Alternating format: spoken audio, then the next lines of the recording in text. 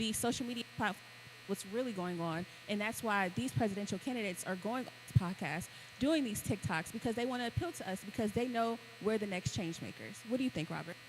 Not to mention, we do have different celebrities coming to these rallies. You know, these celebrities going to different rallies and everything just lets us know that they care and that they're trying to get their audience to care as well. A celebrity that went to the Donald Trump rally was Amber Rose. You know, yeah, but but yeah. So these celebrities come to the rallies are also keeping Gen Z engaged because we listen to them every day, we watch them every day. Some people stalk them every day. You know, so yeah, that's how they're keeping us engaged.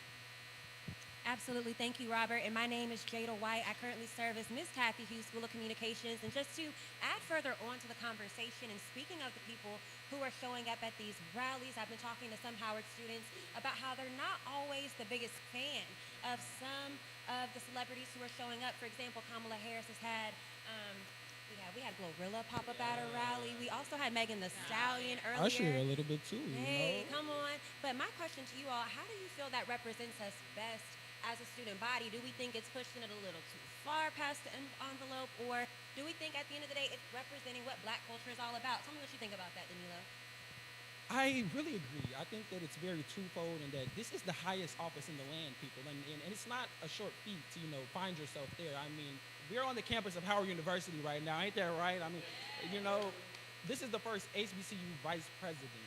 And I think it kind of speaks to, like, her trying to reach a younger demographic. So, although these methods are unorthodox, I do think that they're valid and they're working. Like, have you guys seen, like, Kamala HQ and how they're, like, reaching us out on X, formerly known as Twitter. But, I just think that it's a really great way of engaging with such a big demographic of voters, especially first-time voters. Any first-time voters in the crowd today?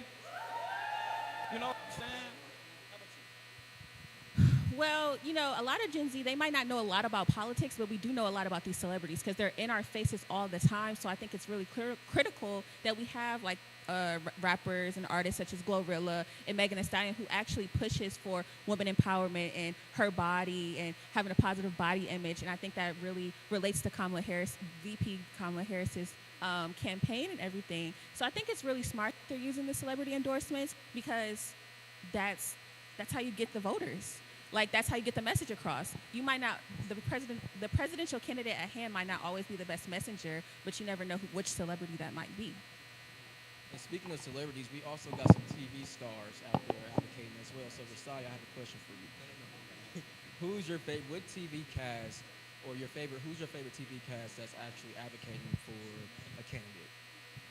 Well, the iconic Shonda Rhimes created the Scandal, and a lot of the Black community has really related well with Scandal. And the Scandal cast has been out there in the streets pushing the political advocacy and making sure that people are voting. They've done sweepstakes, making sure that people are signing up to vote.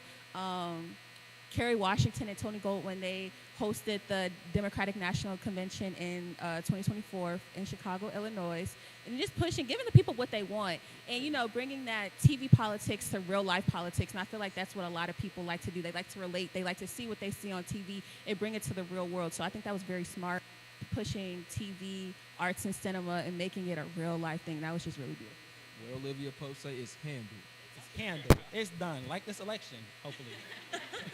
Yes, we will find out. And actually going back to how different celebrities are showing up, we were talking a little bit earlier about Sexy Red, right? Beforehand, Sexy Red was Donald Trump, but recently she came out and showed that she indeed voted for Kamala Harris. So do we have any thoughts on that? How do we think that's kind of, what does that show to the youth audience? All I gotta say is that it's like a plot twist because we was all thinking like she was for Trump at first, like the whole audience, her audience was thinking like she was for Trump, and I heard that a lot of people started to back away from her music. So I hear that. I have heard that from some people, like it's different people. But now that we're seeing her vote for, Kamala Harris advocate, I think it's kind of like turning her audience around. Some people in her audience. I know you said you haven't heard the likes of that. I won't lie though. When I first heard the news about Miss Sexy Red, and her music is really the music of today's parties. Like we go out and listen to it, and then you can't not go to one party and listen to a Sexy Red song. And so when it came out to this news that she was supporting Trump, I personally, I just was like, if it come on, I'm still going. Right. You gotta separate. You gotta separate the music from the artist. Sometimes. But yeah. sometimes.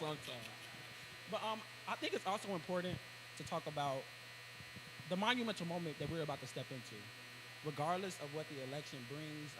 Jada, do you have any kind of thoughts about this? Listen, I've been doing a couple of interviews earlier today, and people have just been asking me questions about, what it feel like to live in this moment. And for me, honestly, this is so surreal. I remember being like a little girl in elementary school, just looking through the textbooks and seeing the White House in the textbook, right? So the fact that I've come to the Mecca now, how many years has it been? 15? Three. You know what I'm saying? 15, 14 years later to be the Mecca, be here in the Capitol. But not only just that, our vice president is black. Our vice president is a woman. She looks like me, right? And to even just know that she is running for president, and she could very well win. We're not sure of what's going to happen tonight, but I'm just excited to be here in this moment to tell my future babies, my future grandbabies, look, grandmama see you right now. Okay, I see you, Lord willing. So what do you think about that, Robert? Once again, it's about history. It's historic and everything like that. And I'm just proud to be at the Mecca, witnessing this history with my peers and everyone being excited about what's going on. It just shows like so much courage and so much, passion for these type of elections, especially since it is the presidential election. It shows us that we can thrive and we can one day become a leader just like how VP Harris is.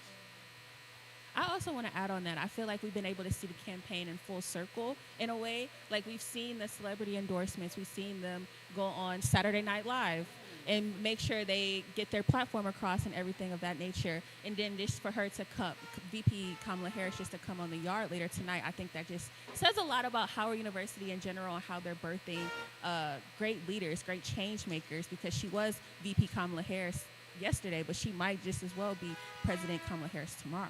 So I think that's a really well thought for everyone at home watching to know what great magic comes out of Howard University. We don't only have celebrities coming out of Howard University. We have poets, we have authors, we have political influencers, everything of that nature.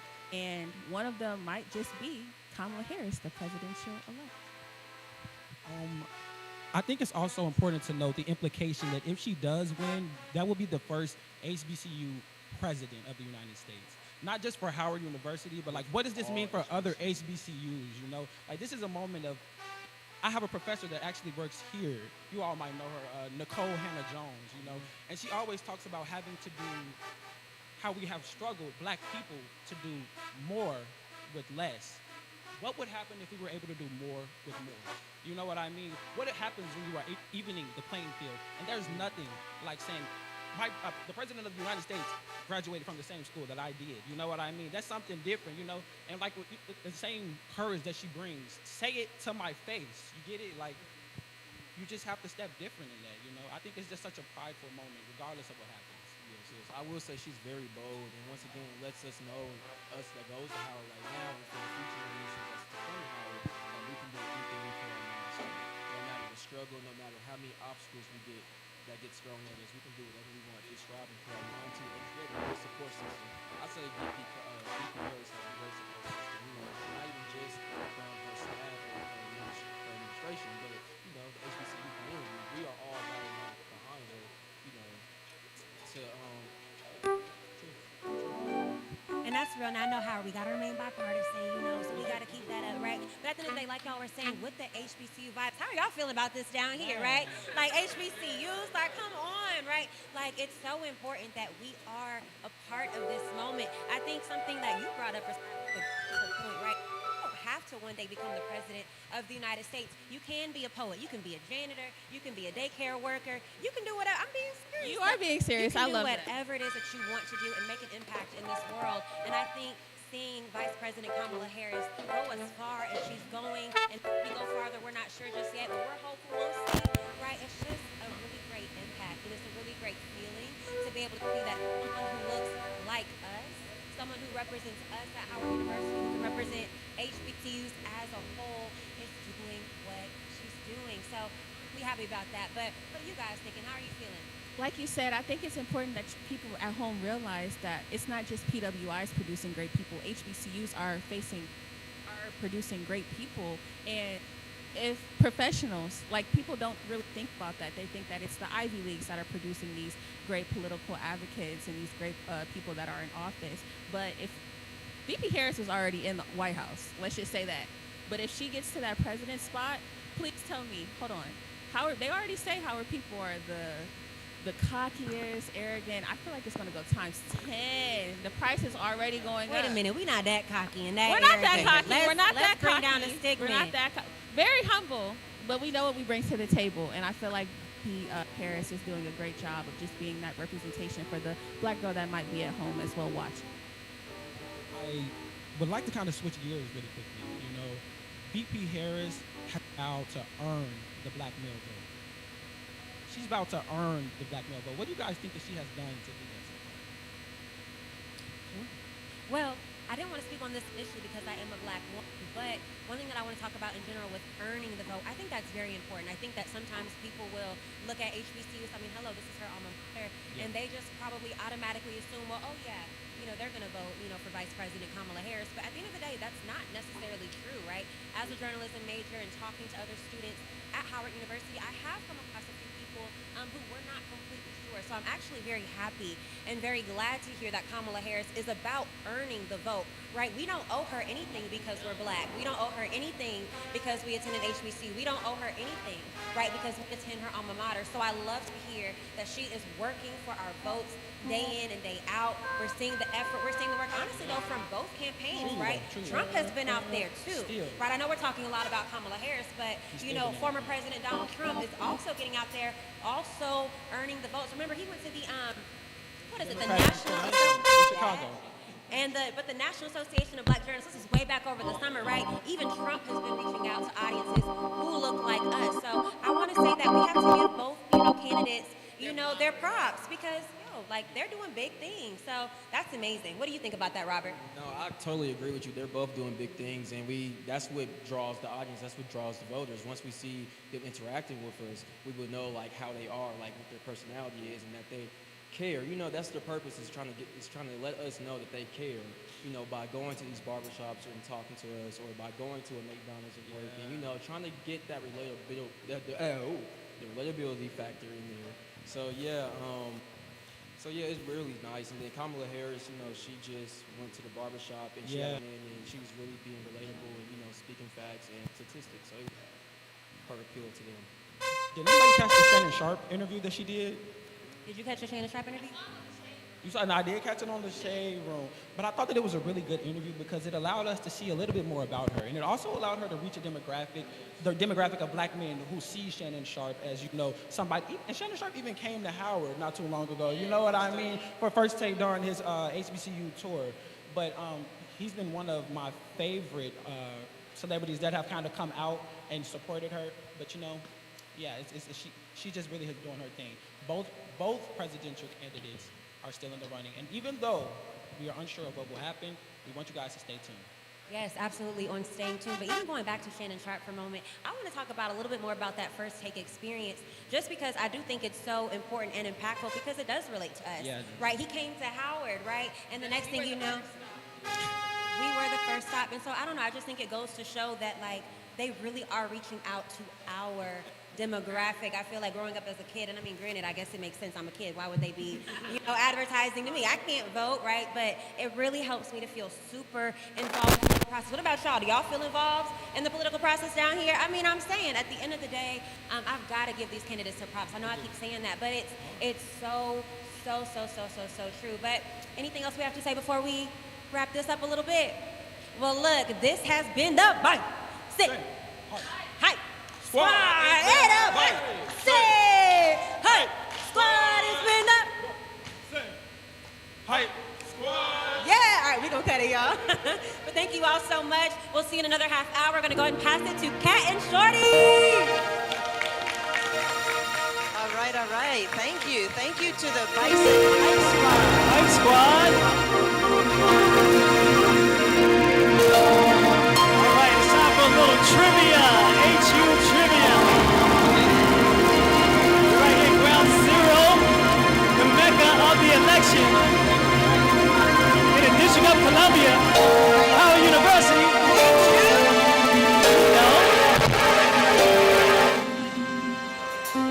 All right. I guess.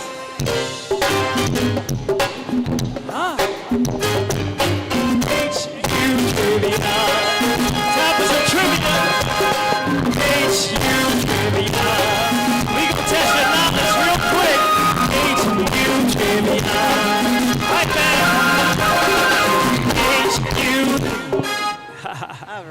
right, all Round of right. applause for the band one time. A little HBCU So you know what, trivia before for we you. get into that trivia, Talk to me. why don't we remind everyone why we're here today?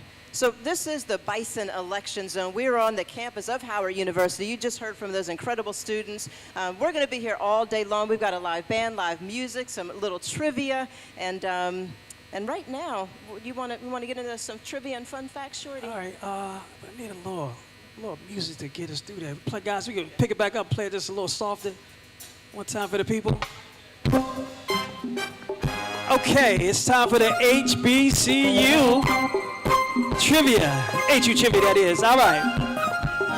Which was the first HBCU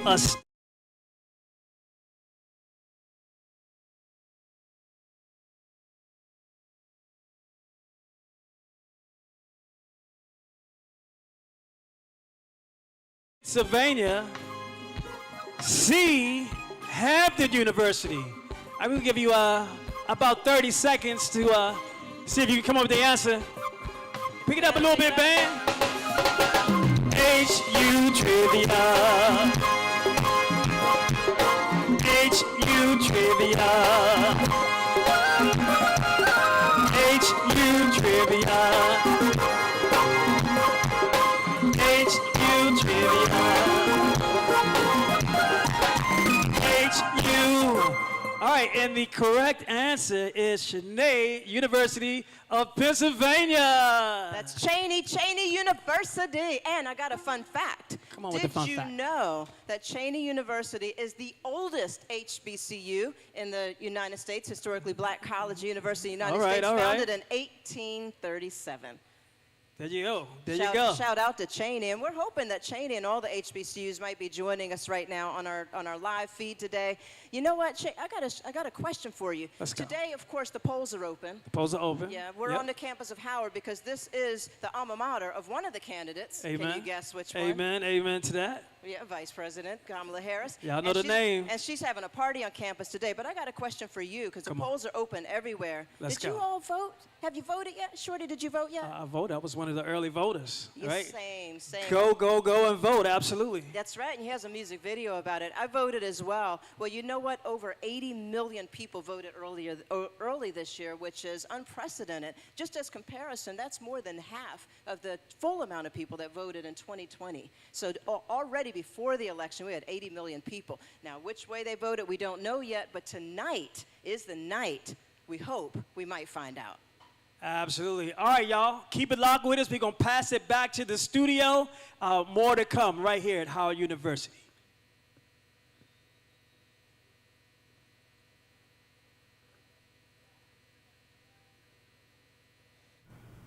Family and friends, I'm Dr. Craig Coates, Senior Pastor of the Fresh Start Church in Glen Burnie, Maryland, and historian.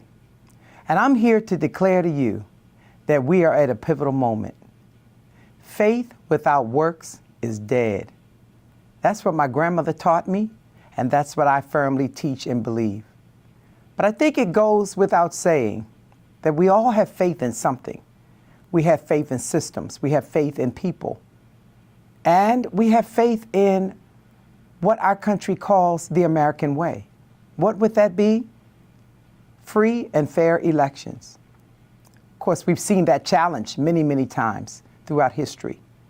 Could it be perhaps because in the fabric of America, it has always been the goal of our country to disinherit some and to give privilege to others? Historically, people of color have been disenfranchised before coming to the polls, when getting to the polls, and even the manipulation of our vote. This is why it's important that our faith not be only in a system, because faith without works is dead. Our faith must be accompanied by our action. What is our action? Stop praying for change and vote for change. This is what I believe is the call to believers. Oftentimes, as a believer, we spend a lot of time on our knees praying, and we think that God's job is to do the work. I want you to be reminded that when Jesus taught his disciples to pray, he said, pray God's will be done on earth as it is in heaven. You see, God's in heaven and we're on earth. and we are an extension of him in the earth, which means that God's will, we can know what it is, but for it to be done, we must be active, willing participants in the process. Politics and church are not separate. Daniel was a politician. Shadrach, Meshach, and Abednego were put in a fiery furnace because of their belief system. And today we are in that furnace. But here's the good news. God is in the furnace with us. Where are we? We're in a place where every vote matters. The will of God is not that the enemy would prevail, but that his will prevail. And the only way that happens is that his people will go to the polls and vote. Lastly, I want to remind you that there was a time in our country where the only safe space we had was in the black church. Well, I want you to know the doors of the church are still open. And today we're calling on you to come out from where you are and cast your vote. Your parents, your grandparents, our ancestors, all the way back to slavery, they fought for us to have this right. So put your faith to work and vote.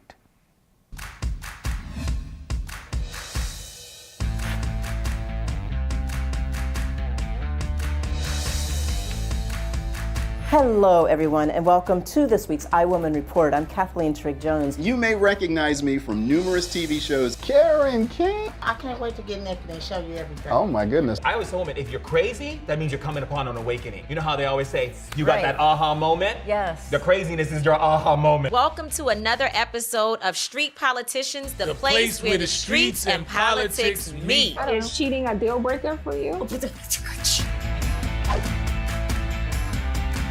We're 1 million people right now. We're going to be 2 million people in the city in 20 years.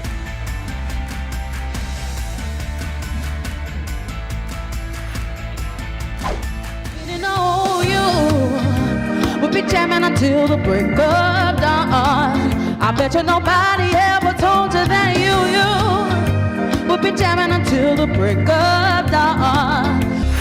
But when I love till there's no love no more.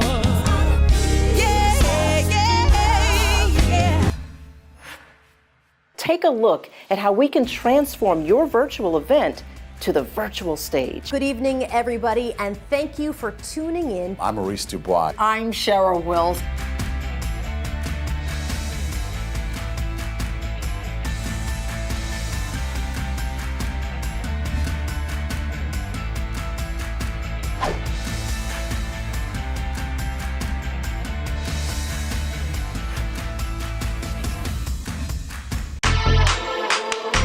Shorty Corleone. I'm on top of the world right now. To all the beautiful ladies around the world. Let me talk to y'all for a minute. DC, Minnesota, LA, New York, Orlando, Alabama, Chi-Town, where they at? San Fran, Charlotte, Miami, Jersey, Maryland, St. Louis, where they at? Where they at? Uptown girls, all my uptown girls, you know them sexy, spicy girls. Love the way you do that, girl. Uptown girls, all my uptown girls, you know them sexy, spicy girls. Love the way you do that, girl. Uptown. I like the 5-star chick, they got a 5-star trip. Yeah, I've been all around the world. I like them all, it's hard to pick. I'm about to hop inside the whip. I'm about to take a little trip. I heard about uptown girls, gon' see what they working with. Hey, hey, I just left DC, I just left Southeast. I just pulled up in the shine. Hope these girls ain't shine around me. Could it be you in Tennessee, in Uptown Tennessee? Man, these girls gon' drive me crazy, cause we all got chemistry. Coming uptown tryna meet ya, cutie pie señorita. Late night wanna see ya, I fell in love with your features. Coming uptown tryna meet ya, cutie pie señorita. Late night wanna see ya, I fell in love with your features. DC, Minnesota, LA, New York, Orlando, Alabama, Chi-Town, where they at? San Fran, Charlotte, Miami, Jersey, Maryland, St. Louis, where they at? Where they at? Uptown girls, all my uptown girls, you know them sexy, spicy girls. Love the way you do that, girl. Uptown girls, all my uptown girls, you know them sexy, spicy girls. Love the way you do that, girl. Uptown. I be swinging up in Texas, scooter, dropped about my hang, I'd like to meet her. Hey, hey, let's go to the west, put it to the test. I heard LA got a lot of girls, and I'ma need a check. Hey, hey, tryna flow it up, down to Florida, take it slow it up. I think I'ma need some more of that. Hey, hey, uptown, baby, we go uptown. I'ma hit you up whenever I'm around. Coming uptown, tryna meet ya, cutie pie señorita. Late night, wanna see ya. I fell in love with your features. Coming uptown, tryna meet ya, cutie pie señorita. Late night, wanna see ya. I fell in love with your features. DC, Minnesota, LA, New York, Orlando, Alabama, Chi-Town, where they at? San Fran, Charlotte, Miami, Jersey, Maryland, St. Louis, where they at? Where they at? Uptown girls, all my uptown girls, you know them sexy, spicy girls. Love the way you do that, girl. Uptown, uptown girls, all my uptown girls, you know them sexy, spicy girls. Love the way you do that, girl. Uptown. Shorty Corleone, I'm on top of the world right now.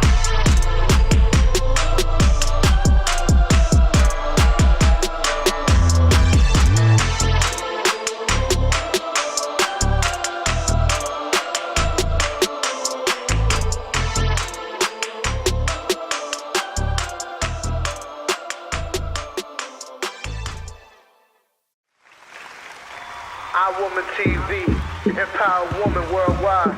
We gotta vote now. The state of the woman. When will violence end? How many your high school drop out? COVID changed the world, BLM, you just stand proud. Human trafficking, how many children have been found? Obama wanted change, well, what change would you want now? Activists, leaders, preachers, speak on after. RBG built a legacy started by Cleopatra. This is warfare in the making.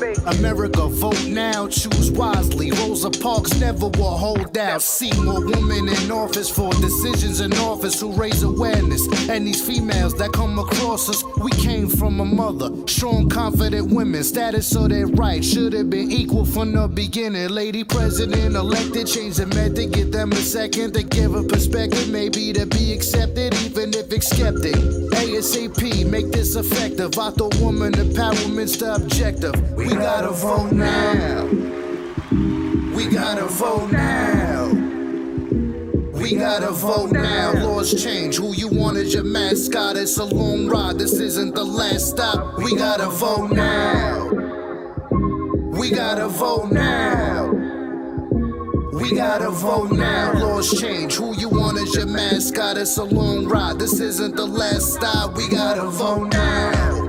100th year anniversary. Beforehand, woman will rob, basically burglary. 2020 century for the 19th Amendment. Since our sisters can vote, they've been very independent. They fought 72 years to achieve. These leaders we lost, can we pause? Take a second and grieve. Breathe, who can we praise now?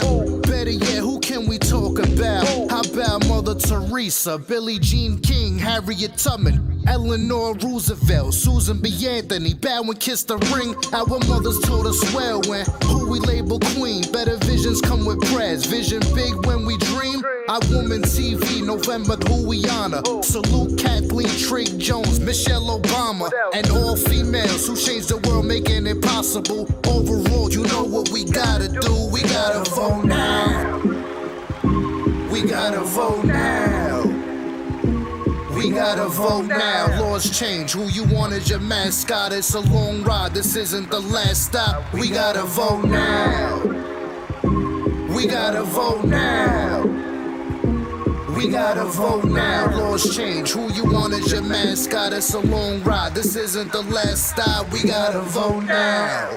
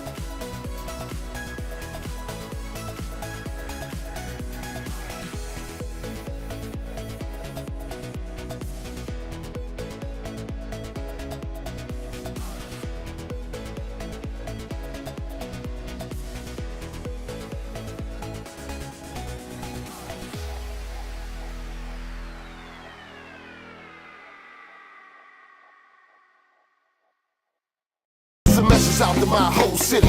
Young and old, I need you go and vote. It's time for us to take our city back, cause our city child need a little hope. Changes need to be made, cause these youngers out here, they wildin'. In my opinion, first we need to save ballot and peoples. Democrats or Republicans, who you choose, you gonna Trump or hers. It's your decision, it's your pick. Hit the polls, don't be embarrassed. Black, white, or you Mexican. Come on out with your next kin. Come on out with your best friend. Hit the polls, let's get it in. Go, go, vote. Go, go, go and vote. Exercise your rights. Go, go, vote. Go, go, go and vote. Go and do it. Go, go, vote. Go, go, go and vote. Go, go, vote. Go, go, go and vote. Exercise your rights. Go and vote. Go, go, go and vote. Go and do it. Go and vote. Go, go, go and vote. Go and vote. Go, go, go and vote. Without a shadow of a doubt, I know my vote gon' count. No matter your status and what you write on that ballot, it really matters. Stay on your 10-fold, on your 10 toes. When you pull up to that pole, just go, go, go, go and vote. There's no better time to exercise your rights. The feeling's so divine, gotta follow your mind. We say we wanna change, ain't no need for stressing. Get up and vote, Nisi, approve this message. Go, go, vote. Go, go, go and vote. Go, go, vote. Go, go, go and vote.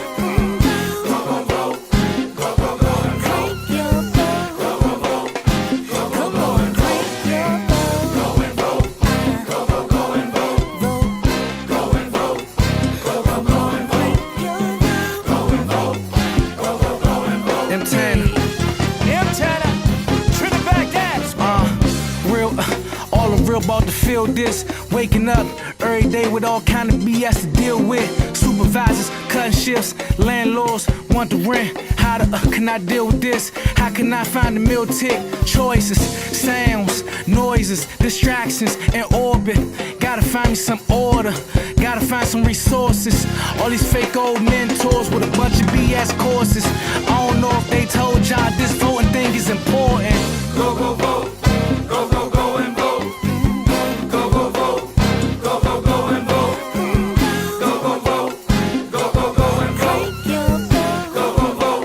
Go, go, go and vote. Go and vote. Go, go, go and vote. Go and vote. Go, go, go and vote. Go and vote. Go, go, go and vote.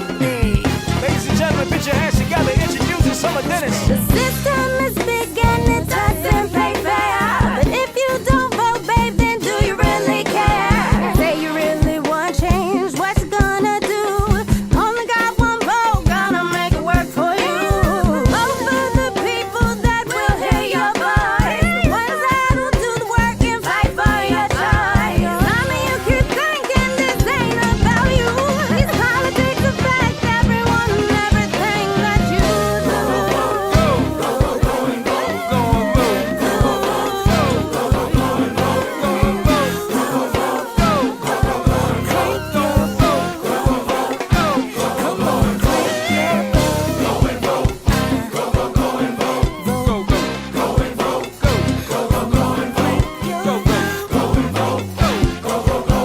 Legendary right here, one track by.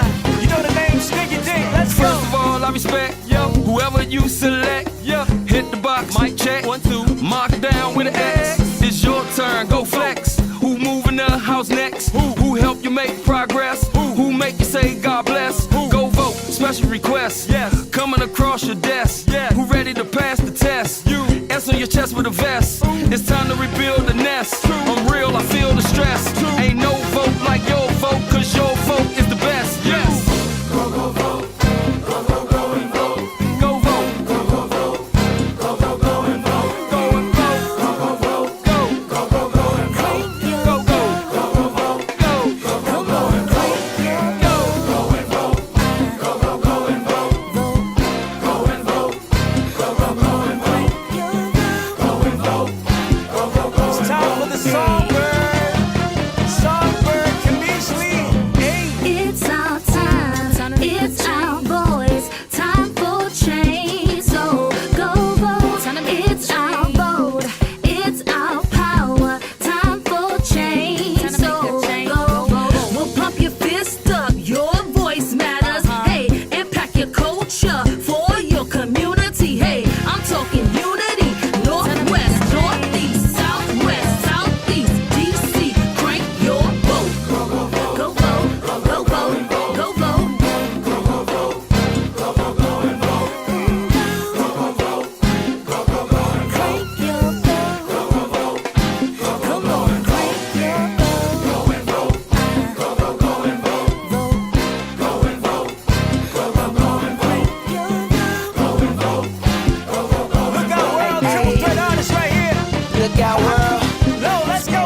get tired of same old same. It's about time to make a change. Forecast your vote, no rain. Shed light on the campaign. Hey, divide and conquer, or unify, restore the honor. Look at the numbers, inflation, lack of jobs and hunger. We the people, stop the beefing. Your voice is needed, so go vote. Be the leader, the children seeking. Crank the season, we go. Rock the vote, put inequality right to sleep. Be the hope, the energy the community needs. People go and vote. Get your vote in. Cast your ballot, let's win. New 4 years to get in. New presidential swearing. Capital is flowing. Nominations got them going. Presidential. Saluting your credentials. This country's new potential. Game changer, you know. Hey, let's go. Let's go. Let's go. Let's go. Let's go. Let's go. Ready. Go and vote. Let's go. Let's go. Go vote. Go and vote. Go vote. Go and vote. Go vote. Go and vote. Crank your vote. Go vote. Come on, crank your vote. Go and vote. Go and vote. Go and vote. Go and vote. Go and vote. KTH, you ready?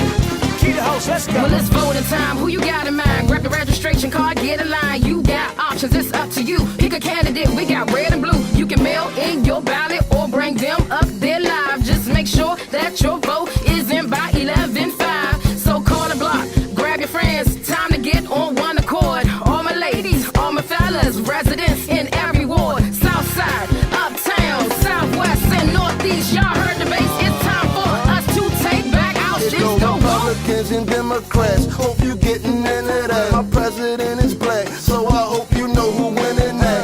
Frank Corleone, so you know that I'm a rep it. Hey, hope you registered to vote. Come out on election day, do some research. Gotta figure out your candidate. Find your voting poll. Make sure you know the time of day. Do your part. This affect the judges in the schools, the kids and the rules. Don't you ever get confused. Go and vote. Go and vote. Go and vote. Go and vote. Go and vote. Go and vote. Go and vote. Crank your vote. Go and vote.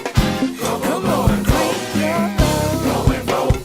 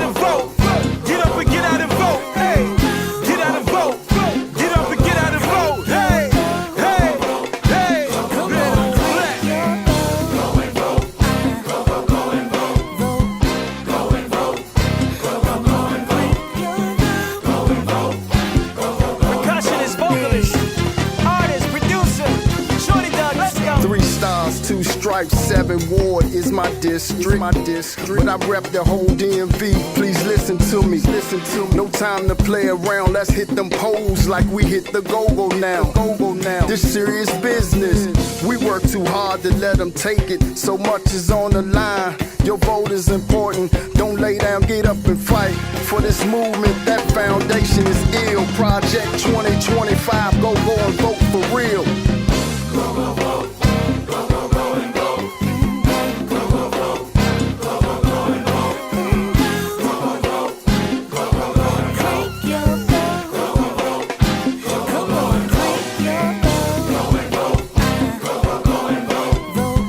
Go and vote. Go and vote. Go and vote.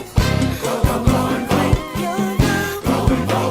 Go and vote. Go and vote. Take everybody. You take it to the vote. You said a vote.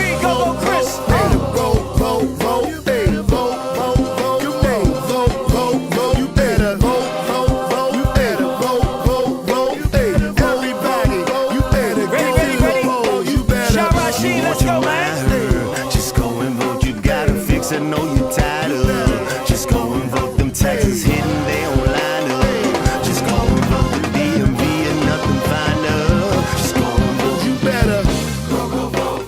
Go and vote. Go and vote. Go and vote. Go and vote.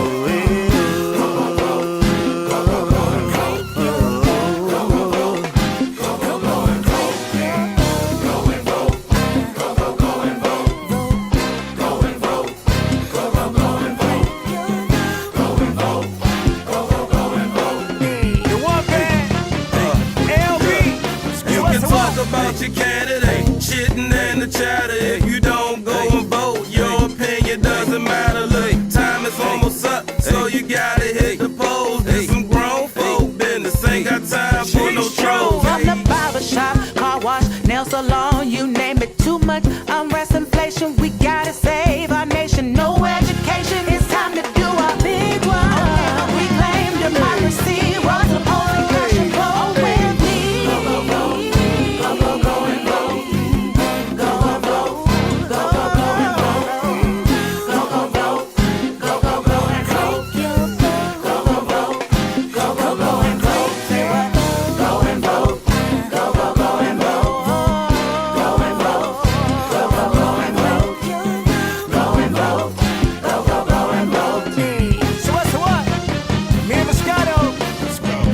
Our community, turn wrongs to right.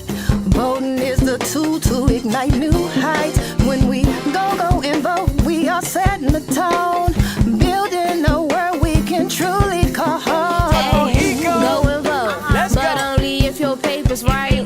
Go and vote for who you want to win that night.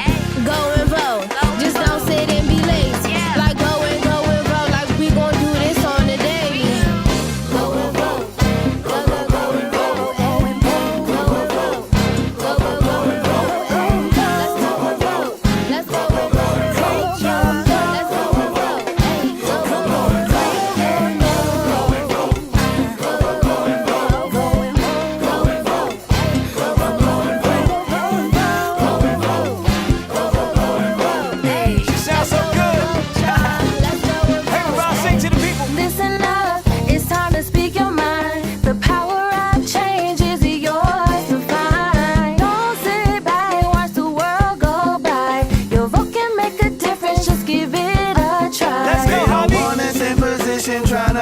With precision, but we moving like a mission. Every vote is ammunition. Hit the polls, let it fire. Every vote takes us higher. We ain't quiet, we applying all the pressure required. Go vote. Go and vote. Go vote. Go and vote. Go vote. Go and vote. Go vote. Go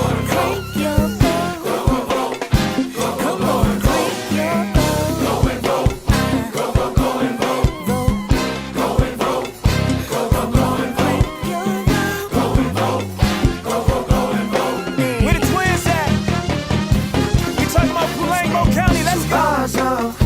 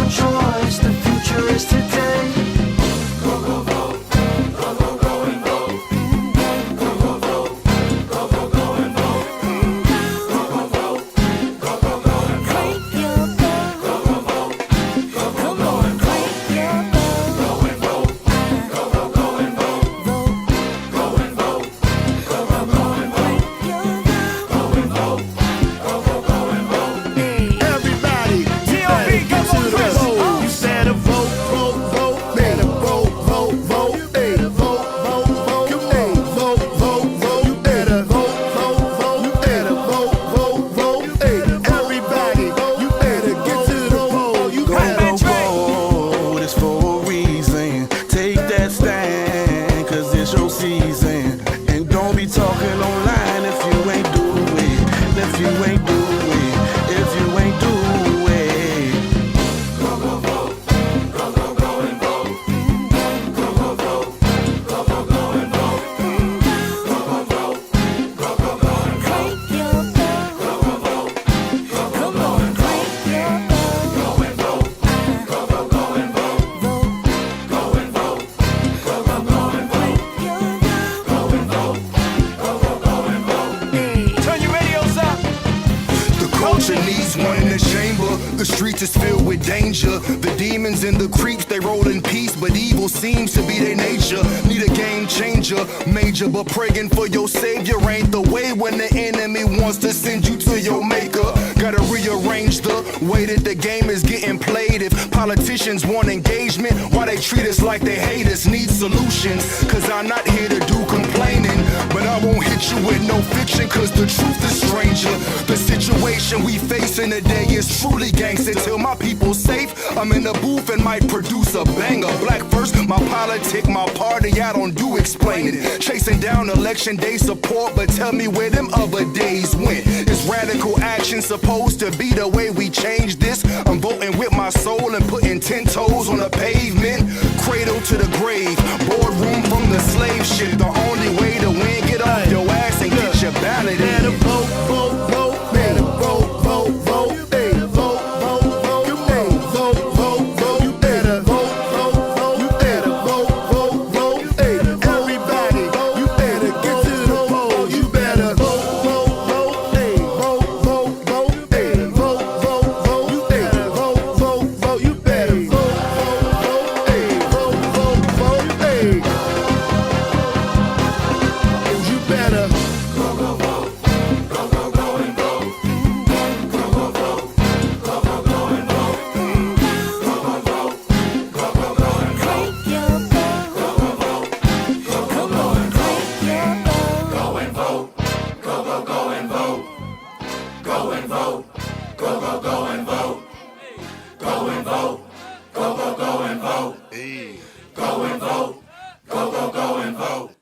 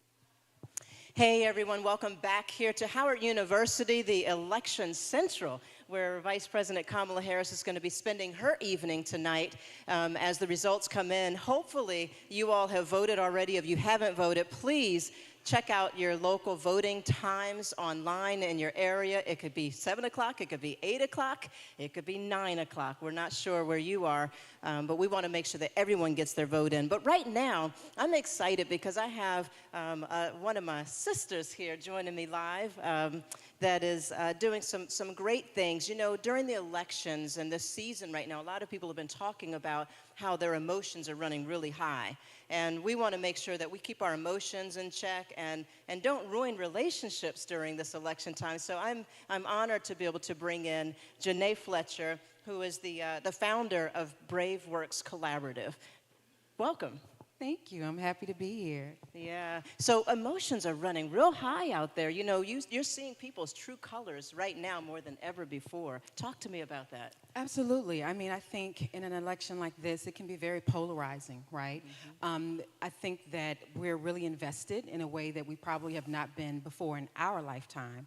And so when people are so emotionally invested, sometimes when we lead with that emotion, when we don't take time to reflect before we respond, or if we stop listening actively, we just listen to respond or to refute, then it kind of, you know, it makes the situation worse, right? It can be very divisive.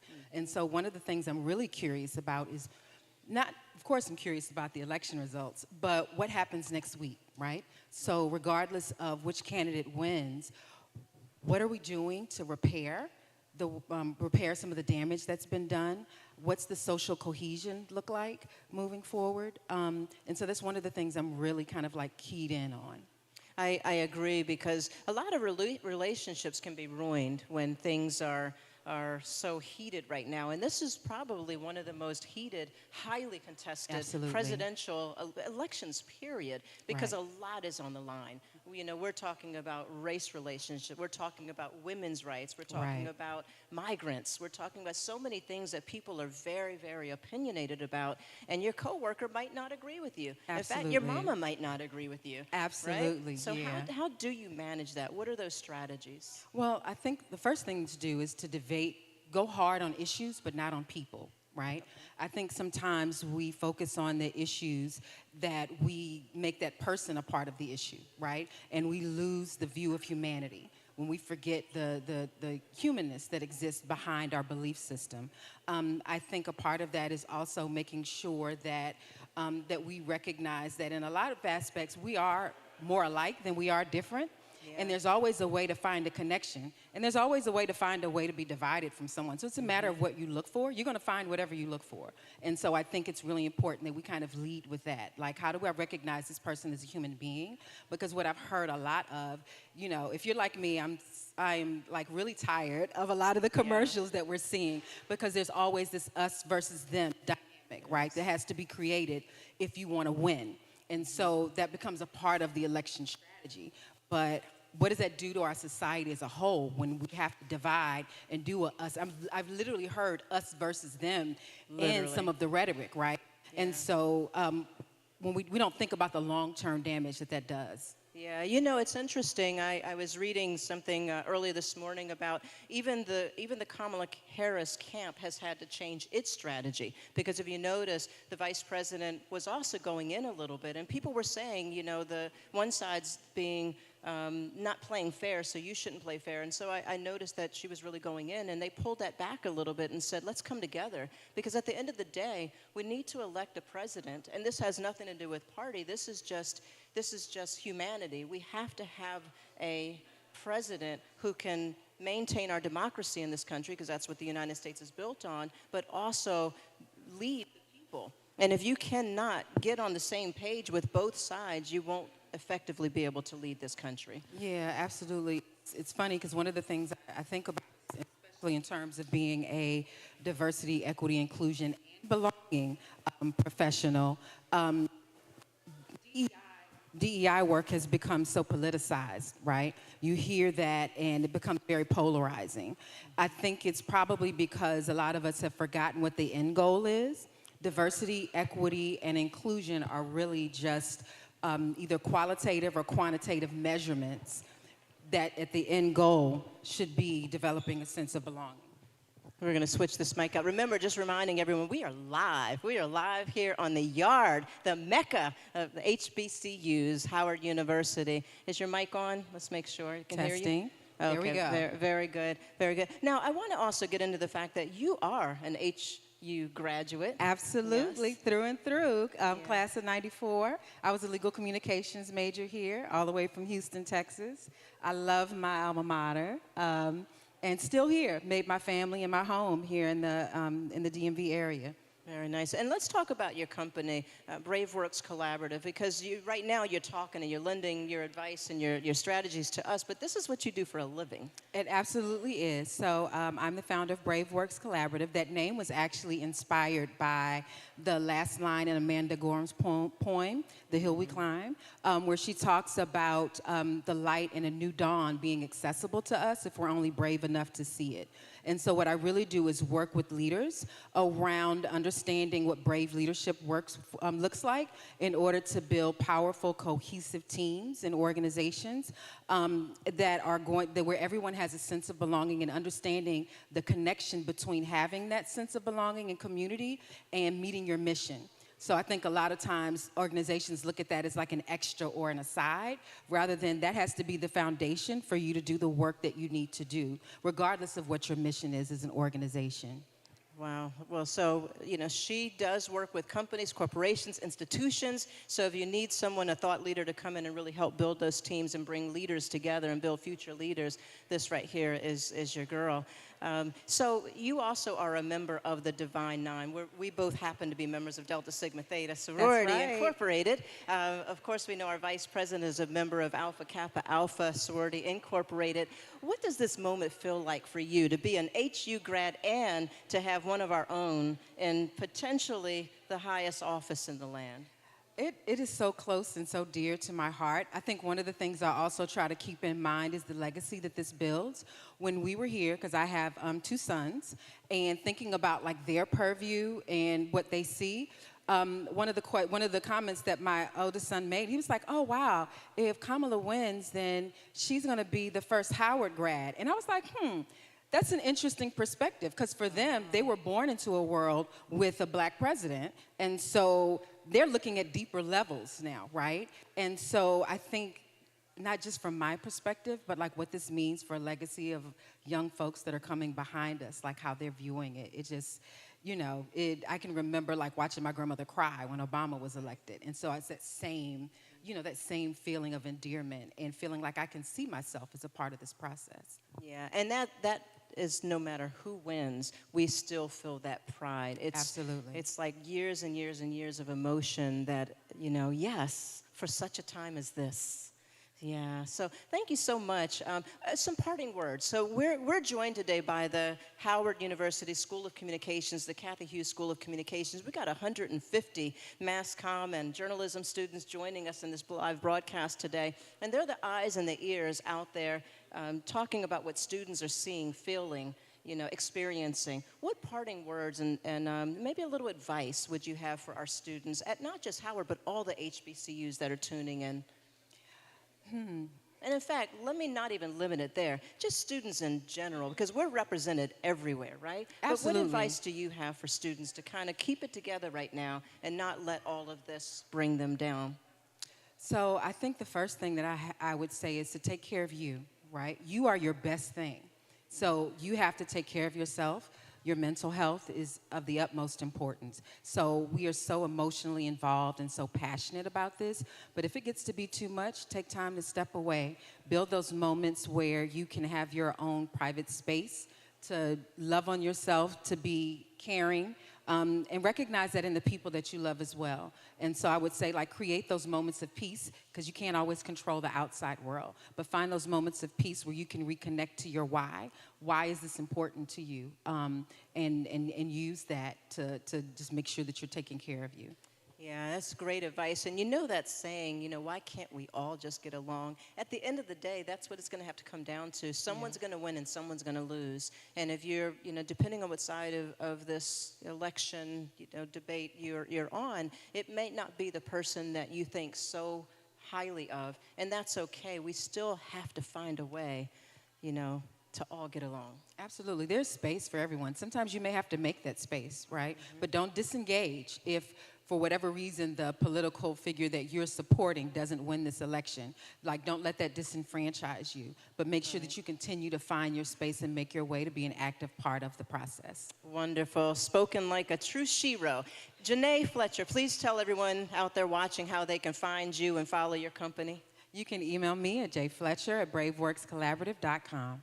All right. Thank you so much for joining us. We have another interview that's going to be joining us right now. Let's give it up for Janae Fletcher. Thanks so much. Thank you. Okay. And right now, I would love to bring Dr. Angela Miner up here to the live stage at Howard University. Let's give it up for Dr. Miner. Greetings, how are you? Thank you. Thanks for joining us on the Golden Stage today. Wonderful to be here. Oh, it's a pleasure. So, you've been really hard at work. I want you to tell everyone what your role is here at Howard University, and we're going to get into some of the creative works throughout the day that you've allowed these students to produce. Sure. I am faculty in the illustrious School of Communications at Howard University. I am over the legal communications sequence. I'm also the director of our award-winning forensics program that consists of two teams, Howard Speech and Debate and Howard Mock Trial. Awesome. And so today you're going to see some of the work of the students that have been working with Dr. Miner. You've produced a series of micro debates. Tell me what these micro debates are and what inspired them. Absolutely. So we wanted to actually stand in the moment, live in the moment, and we also wanted to showcase all the talent that's coming out of the School of Communications. So we did what was called micro debates. They're literally 2-minute debates on cutting-edge topics. One in affirmative, one in negation. So we covered topics from the gamut of student loan debt to fracking to critical race theory and embracing or erasing black. So we covered all the cutting edge information, and we just wanted to showcase our talent in the skill set of debate. All right, it is an explosive debate. What have you learned? You know, sometimes, you know, we talk about students learning, but we're never too old to learn and to get something out of this. These students were diving into the issues that matter to them in this election season, but what did you learn from this?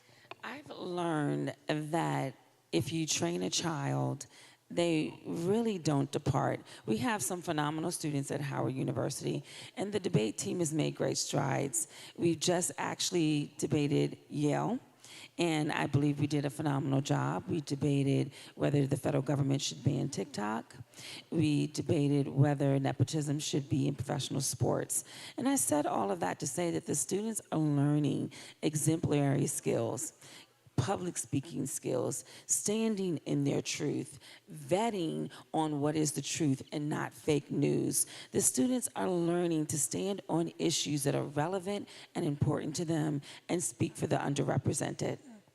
As a journalist myself and a broadcast journalist most of my career, you know, that the age of AI really is making it challenging, I'll say, for our young people to really know what truth is and what right and wrong is as they are debating and pulling in facts from any and everywhere. And debating is such a gift because if you can debate, if you can join a debate team and you can speak publicly, you can survive in this world.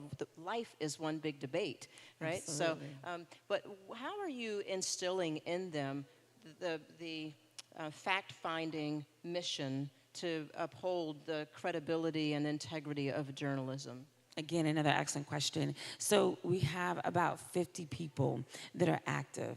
So we have the debaters that are going to be in the forefront, and then we have a cadre of students that are vetting what we're saying. We're looking at scholarly articles. We're doing the research, and we're getting the sources that we're going to stand on and what they're going to actually talk about and debate about. So it's making sure that we are check-finding and cross-check-finding, making sure that when we stand on that stage, we are standing in truth and service. Very nice. So how many debates? There's 7, was it 7 debates total? I believe it was a total of 9 debates. Okay. And did you have a favorite of all the topics that were debated to hear the students' perspective? Yes. My absolute favorite was critical race theory, erasing black. That was my absolute favorite. The students were so passionate to debate that, and it was just the resolution, I believe, was resolved. Critical race theory should be an adopted policy because we know it as a theory. It's not a misnomer. There are a lot of school of thought that believes that there is no systemic racism, and then there's a huge school of thought that does. And so we wanted to come with some information that this is alive, it's existing, but it has nothing to do with removing textbooks, or it really has very little to do with erasing African American studies or histories in colleges. colleges and in high schools. So that was my favorite, Erasing Black. Yeah, that's a hot topic right now because this election, never before, I don't think, have we faced such issues, changing our history. Not just changing, but wiping away history. Right? Absolutely. This climate of political polarity has been one of the strongest. We have seen laws change.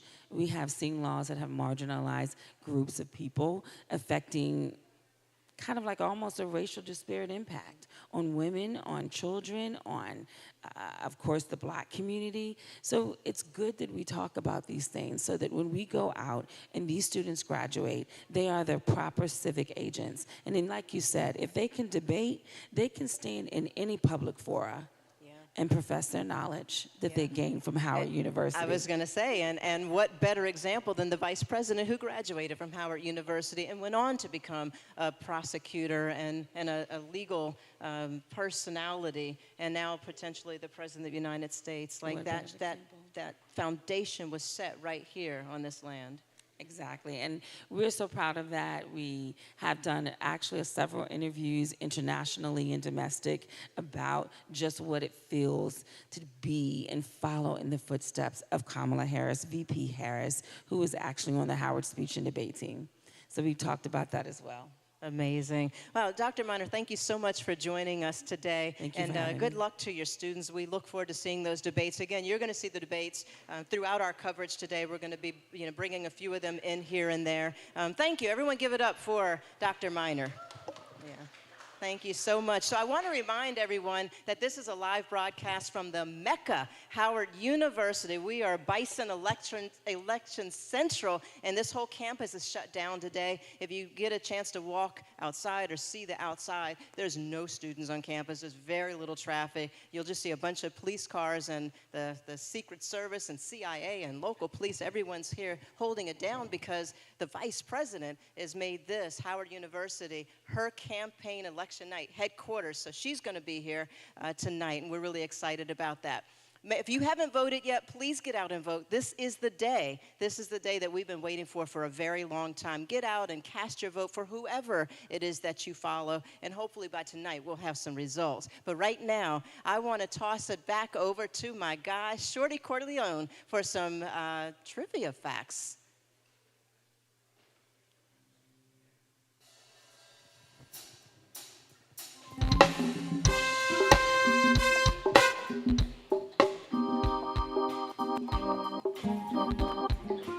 It's time for the HU Trivia. All right. Now for our trivia today. Which HBCU is known as the Mecca? A, Howard University. B, Spelman College. C, Tuskegee University. And I think you know the answer is A, Howard University. Fun fact, Howard University, founding purpose, Howard University was chartered by Congress in 1867 with the original mission of educating Black ministers. A little fun fact for you. Right here on ground zero of the election, Howard University.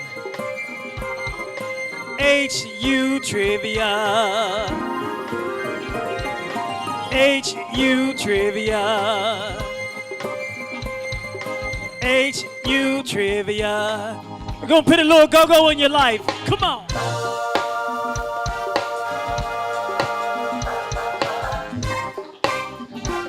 I think it's only right. We're in the District of Columbia. Go, go, go, go, go, go, go, go, go, go, go, go, go, go, go. HU Trivia. HU Trivia. HU Trivia. HU Trivia. Coming up next is the Bison Squad. We're going to turn it over to the Bison Squad. But before we pass it over, we'll give you some more. Go, go, go.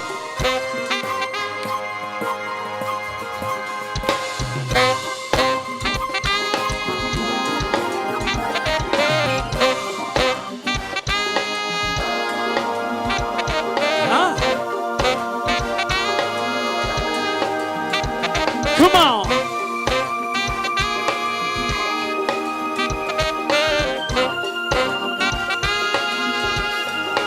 Let the beat rock.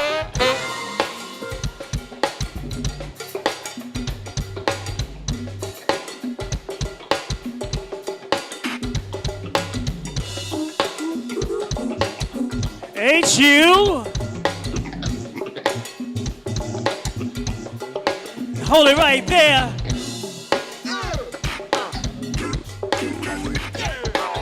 NewsOne, TV1, Our Woman TV. Yes, sir. I want to see everybody out to the polls. This historical election day, November 5th.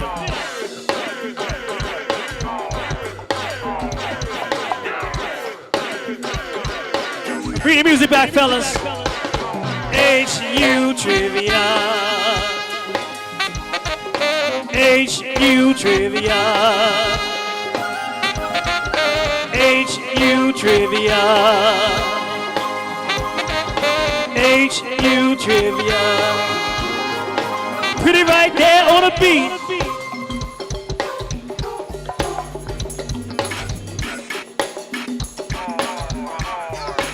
Bison Squad, how we looking, Bison Squad? Huh?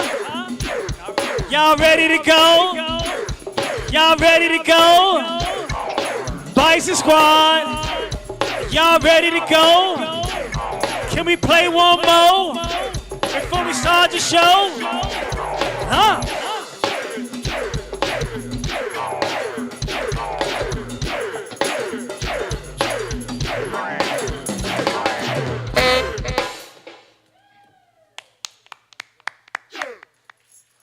Now it's time for the Bison Squad.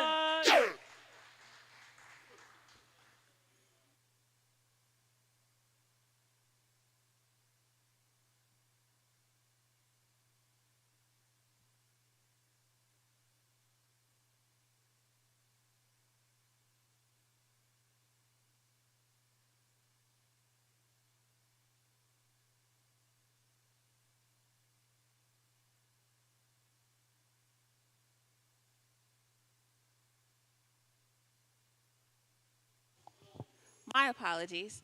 Yes, my apologies. Yes. So a lot of Howard University students are here on campus, seeing the police cars, seeing the Secret Service here, and it makes them a little anxious and nervous to know like what's to come.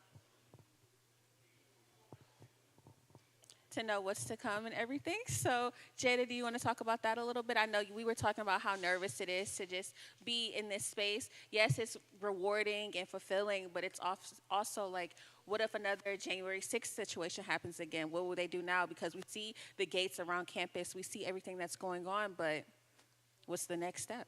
No, that's real. I think in order to kind of talk about this, first and foremost, we need to paint the scene of what's going on around the campus. I mean, if you go outside, I mean, all of Howard University is literally boarded up, right? They're not playing when it comes to the vice president. I can't even get on the yard, and I've been going on 3 years now, right? So at the end of the day, things really are barricaded. But what I will say, something that's not barricaded that I wish is actually my dorm room. Right? There are no barricades around my dorms. Like, yes, there are police cars here and there. Am I the only one living on campus? What about y'all? Y'all live on campus down here at all? Yeah, so it's like, hey, like, at the end of the day, I'm glad that the yard is secure, and hopefully Bird Gymnasium, where some of our students are going to be having a watch party later on today, will hopefully be secure as well. But at the end of the day, as a student, I am concerned, right? If I wasn't a journalism major, to be completely honest, I would be locked up in my dorm room right now. How are y'all feeling? Would y'all be here right now if not for the School of Communications? Oh, yeah, that's real. That's real for sure. You know, safety is always a big thing here.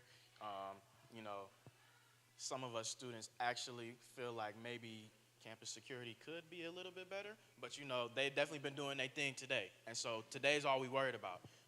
Robert, how you feel about that? Overall, I just feel like, once again, us as being Howard students and, us being protected is incredibly important because, once again, we're like the face of the school. And, VP Harris went here. So, it's kind of going to be a lot of traffic. You would think it would be a lot of traffic, but, with security being here, it's kind of like actually make me feel a little bit safer. As I am a journalism student and as I am in the barricades in a way. But for those that lives in the dorms and everything like that, I kind of feel like they could be a little bit more protected. Because once again, you never know what could happen. We could have an intruder go into the dorms, or, it'll just make them feel more comfortable and more safer if we had more, security around the dorms and everything like that.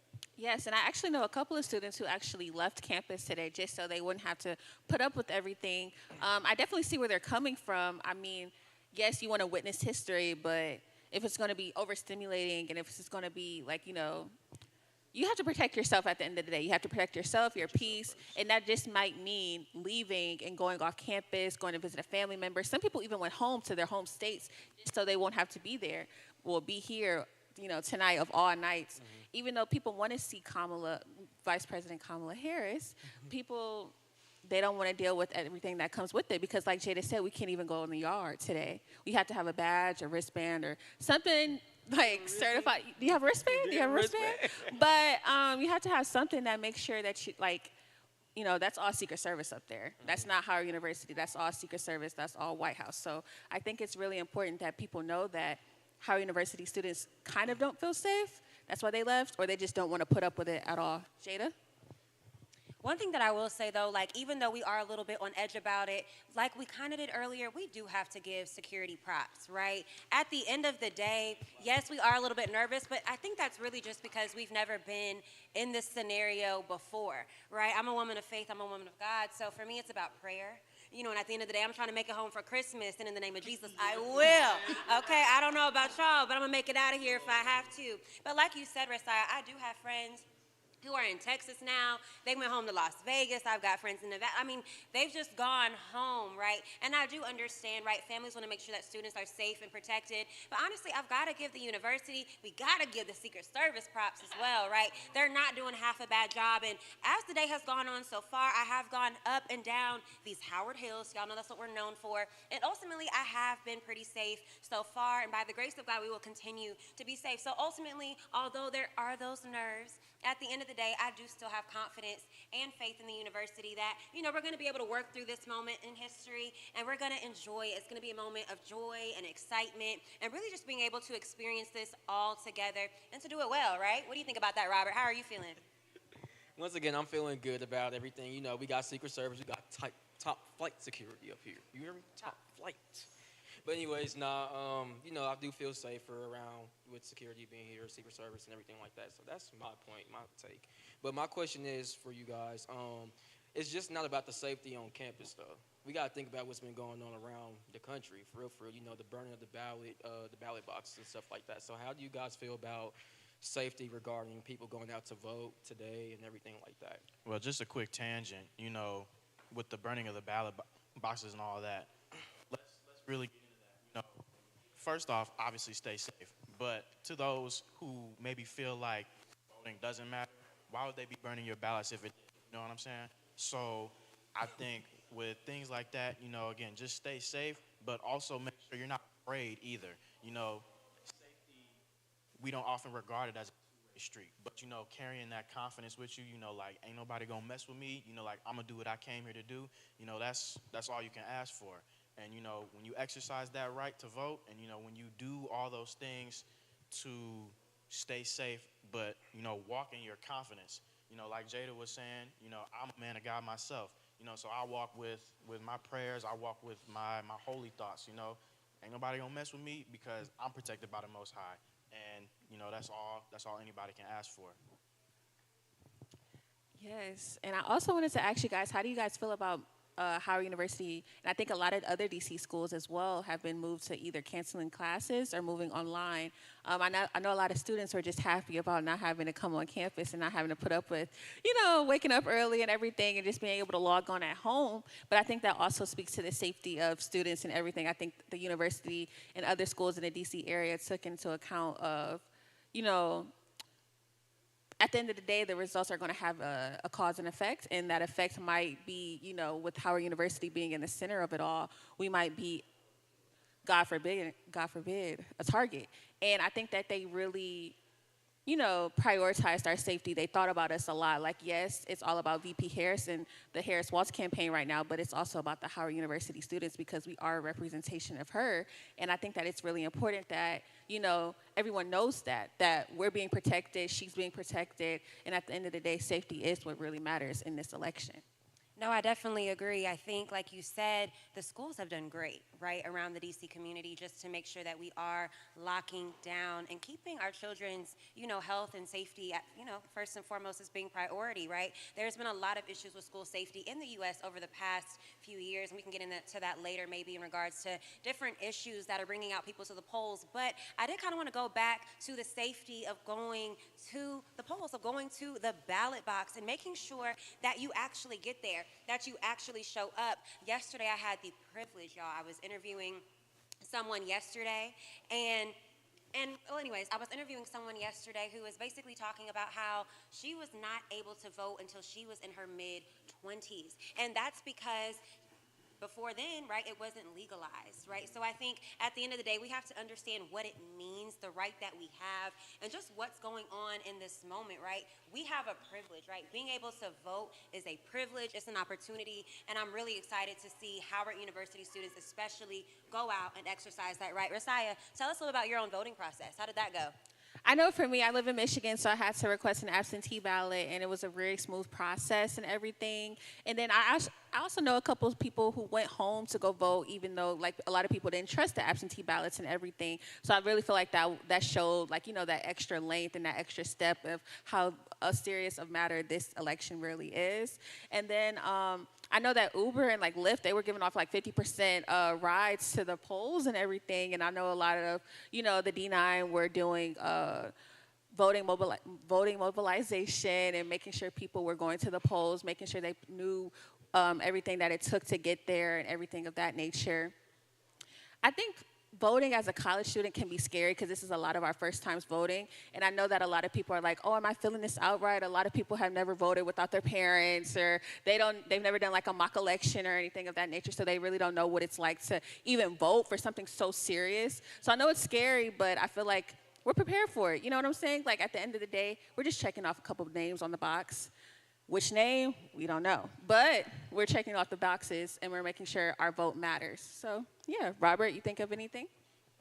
The important message of this all is that your voice matters and that it is important for you to vote and to get out there and vote for who you think best represents this country. So remember that your voice matters and to get out there and vote.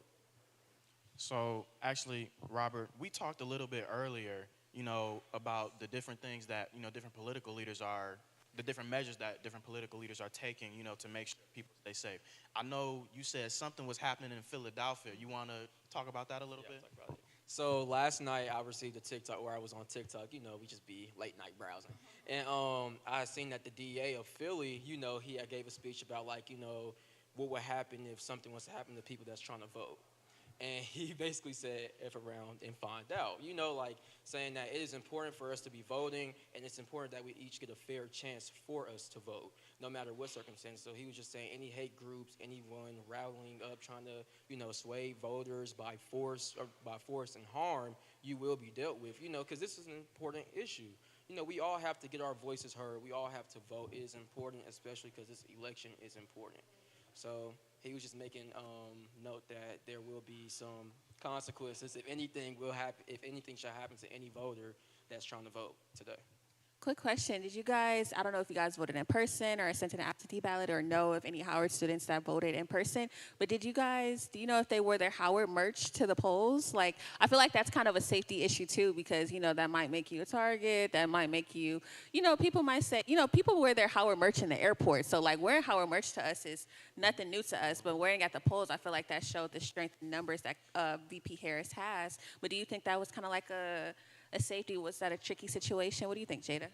Honestly, I really didn't even think about that point, so I'm actually glad that you brought it up. When I went to the polls, I did see a few Howard t-shirts, but I didn't think anything of it, and that might be because I voted literally right around the corner, right, like the U Street Metro right there, which is very close to campus, so a lot of us were showing up at those polls over there, so it wasn't even a thought process in my mind, but that's a great point, right, and even earlier you mentioned that for many of us, this is the first time we are voting without our parents, right? I don't know about y'all, but I'm still a little girl at heart. I'm still 14. I'm like, where is my mama, right? Like, where am I supposed to be at? Mama, keep me safe and protected. I love you if you're watching, mama, right? But at the end of the day, you know, you're going here by yourself for the first time, maybe your first time voting at all, and you're testing out the experience. And honestly, I think that safety is the last thing that any of us should be worried about. But Robert, I want to bring up what you just mentioned. You said, was it the Philadelphia governor you said did that? District attorney, excuse me, but I saw that as well, right? Him saying F around and find out. If you think that you are about to sit up here and set anybody up or do anything malicious in order to prevent, right, our right to vote, then find out. And what do you say? You will be dealt with. You will be dealt with. And I mean, for me personally, I love to see that. I love to hear that. I love that it's going viral. I think that type of stuff is important, right? Because historically, we have been intimidated out of our vote, right? I think, honestly, a question I have for you all is, did you feel intimidated to vote this time around? Now, you know, what's going on? Do you feel like there's a sense of those who are not voting? Do you think that they might be ashamed or embarrassed? I don't know about y'all, but I don't see anybody walking around campus saying proudly, oh, I'm not voting. So what are your thoughts on that? I think, my opinion is that, like, I think a lot of people are just, you know, trying to stay quiet about who they're voting for, and, you know, which is their given right. You know, you don't have to necessarily be out loud. At one point, society weren't loud about who we were voting for. It was quiet. So, you know, a lot of people are, especially dealing with these two candidates that we have, we don't know how the country's going to go, you know, if one of them are elected. So, you know, a lot of them are kind of like being, you know, a little bit embarrassed to say who they voted for or to say who they're going to vote for because they don't know, like, the reaction that they will get back. And that's understandable. But once again, we have to go back that, you know, we don't always have to express who we're voting for. You know, I know social media is now here, present. You know, a lot of people are on social media saying that who they're voting for and stuff like that. But at one point in time, we did keep our political views quiet. I know me personally, nobody can ever make me ashamed about not voting or voting in general. You know what I'm saying? And we got VP Kamala Harris on deck. So nobody could ever make me ashamed of being a bison or voting for a bison. And again, that's just something, again, you got to walk in. That's that confidence you have to carry with you because nobody can take that from you unless you let them. And so when we get to this topic of voting, it's very important that everyone exercises that because, like mentioned, this is what our ancestors fought for. This is what our ancestors got killed for. So, you know, everything that's been done for us, like Jada said, we've been born with a privilege, and that's just what we all have to carry to this day. No, and that's real. And Rasai, before you go in and answer, I just wanted to clarify. I meant, did you hear any students around campus being pressured into voting, or the people who decide that they don't want to vote, that they're getting some sort of slander in that type of way? Of course, anybody can vote for whoever you want to. Bison or not, if you're voting for Trump, vote for Trump. If you're voting for Harris, vote for Harris. So my question to you was really, right, have you seen any sort of intimidation to vote, or do you see students who probably aren't voting being very quiet? Have you noticed any of that around campus? That's a really good question. I feel like a lot of students were inspired to vote. I wouldn't say intimidated. I feel like they were inspired to vote because, you know, one of our own is running to be at the highest power in the land. So I think that's one thing. I don't say intimidation, I think inspiration. And then, you know, we have a lot of international students who can't vote. I feel like those are the only people I've heard that have mentioned that, you know, they can't vote type of thing. Like, not that they can't, but they're, you know, not that they don't want to, but they can't because they are not originally from here. So I think that was a really good point as well. But I think it's time we about to start wrapping everything up and everything. So Jada, take it away. Yes, so you guys stay tuned for us, okay? We're going to take a little break, but we're going to be back very, very soon with the Bison Hype Squad. Thank y'all so much for tuning in, all right?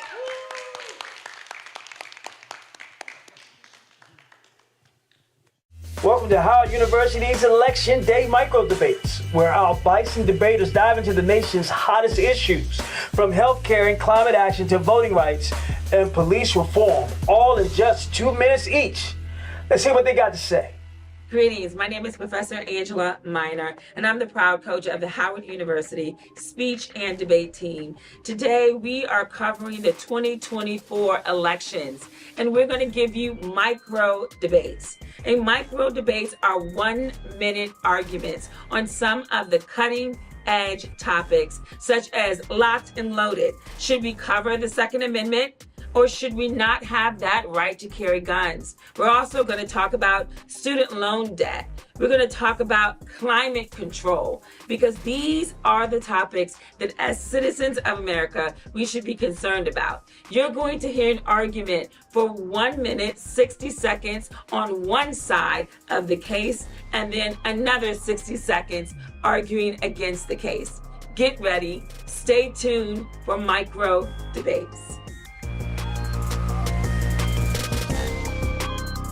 Hello, I am Simone Smith. Thank you for having me. Today we'll be debating debt or relief, the fight over student loans. Resolve. This House believes that the federal government should forgive all college student loan debt, and I stand in strong affirmation of the resolution for the following reasons.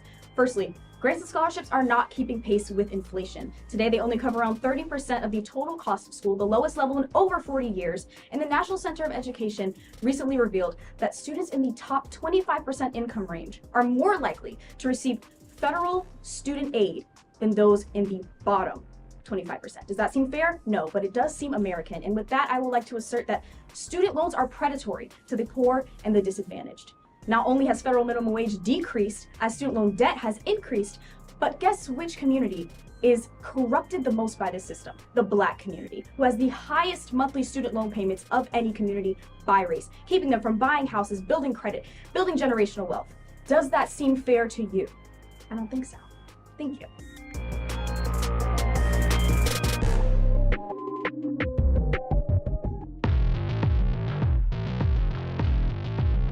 Greetings, my name is Robert Khalil Kelly, and I serve as the president of the award-winning Howard University Speech and Debate Team.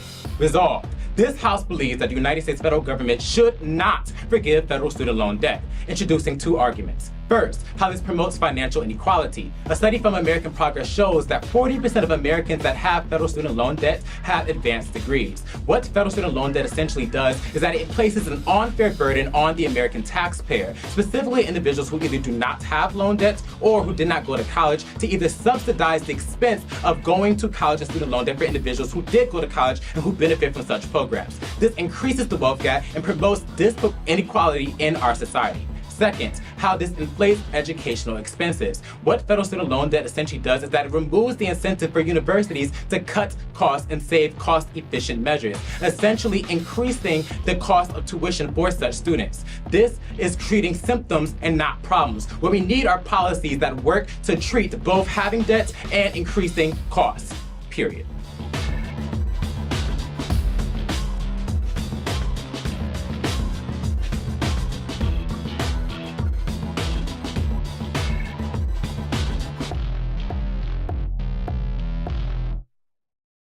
Welcome to Howard University's Election Day Micro Debates, where our bison debaters dive into the nation's hottest issues, from healthcare and climate action to voting rights and police reform, all in just 2 minutes each.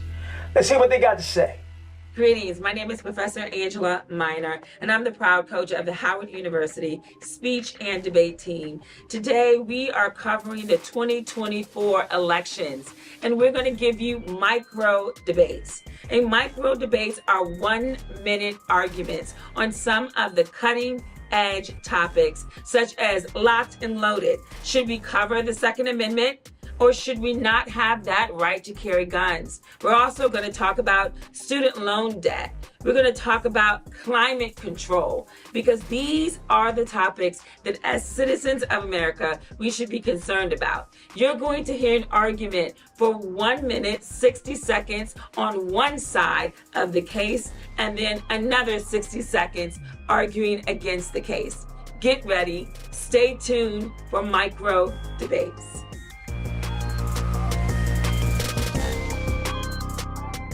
Hello, my name is Madison Moore.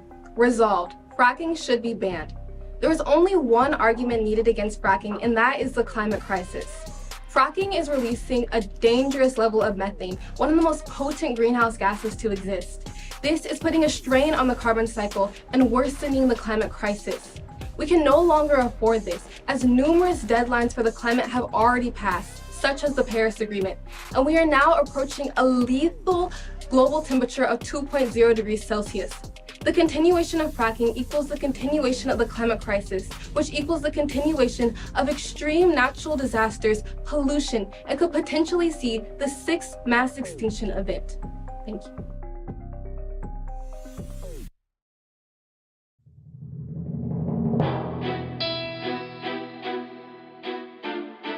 My name is Coral Newsom. Resolved, this House believes that fracking should not be banned.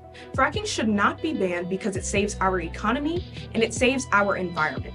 First, it saves our economy. According to Forbes, our GDP goes up by 300% when we utilize our fracking efforts. Also, over 10 million jobs were created by the fracking industry in 2015 alone. If we do not use fracking, we will lose hundreds of millions of dollars that we could be using. And it saves our environment. If we don't use the natural gas that we get by fracking, then we will have to use carbon emissions. Or we will have to use coal burning, and coal burning causes carbon emissions. If we use fracking, carbon emissions go down by 73%, which will save thousands of lives in the current day. Fracking should not be banned because it saves our economy and it saves our environment. Thank you.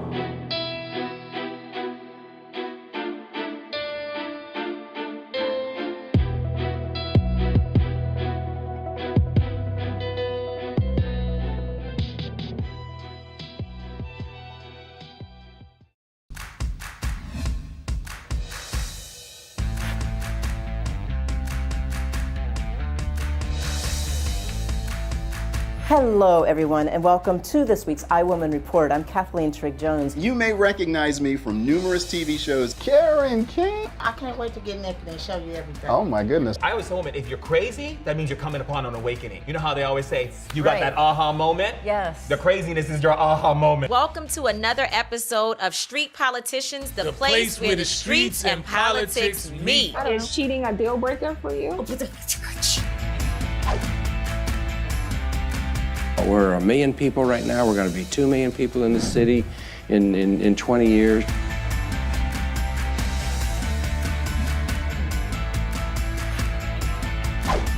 You know you will be jamming until the break of dawn. I bet you nobody ever told you that you will be jamming until the break of dawn. But when I love till there's no love no more.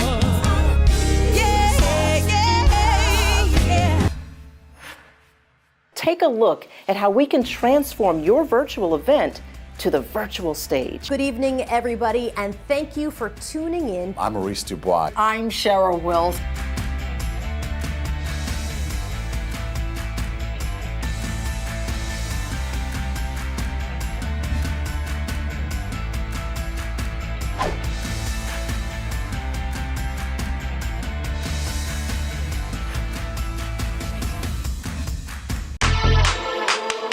Shorty Corleone.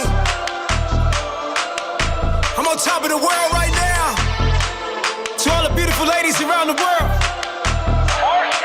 Let me talk to y'all for a minute. DC, Minnesota, LA, New York, Orlando, Alabama, Chi-Town, where they at? San Fran, Charlotte, Miami, Jersey, Maryland, St. Louis, where they at? Where they at? Uptown girls, all my uptown girls, you know them sexy, spicy girls. Love the way you do that, girl. Uptown girls, all my uptown girls, you know them sexy, spicy girls. Love the way you do that, girl. Uptown, I like the 5-star chick, they got it 5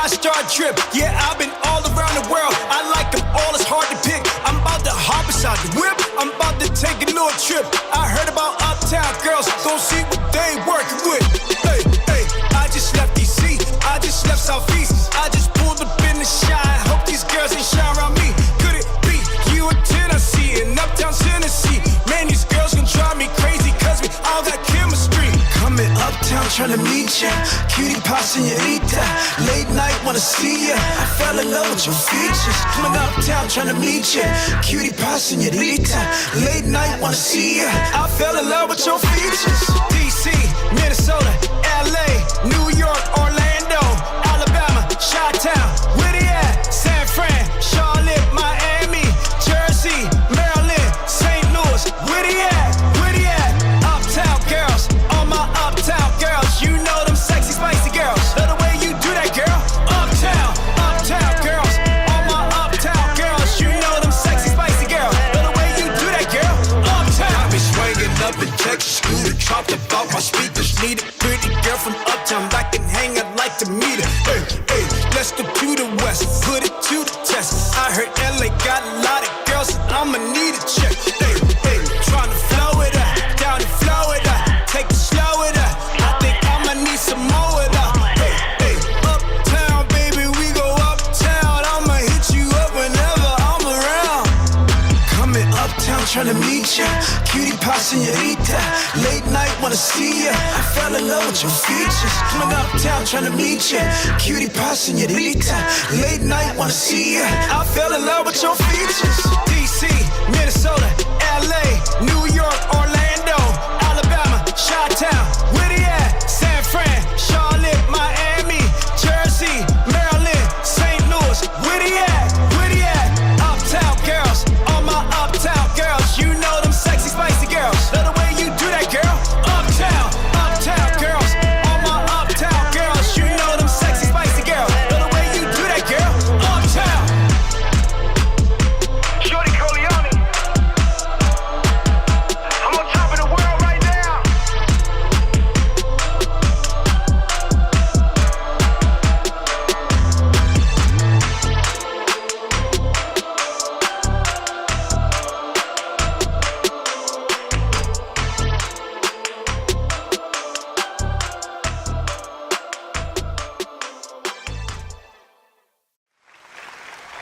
Our Woman TV, empower woman worldwide. We gotta vote now. The state of the woman. When will violence end? How many your high school drop out?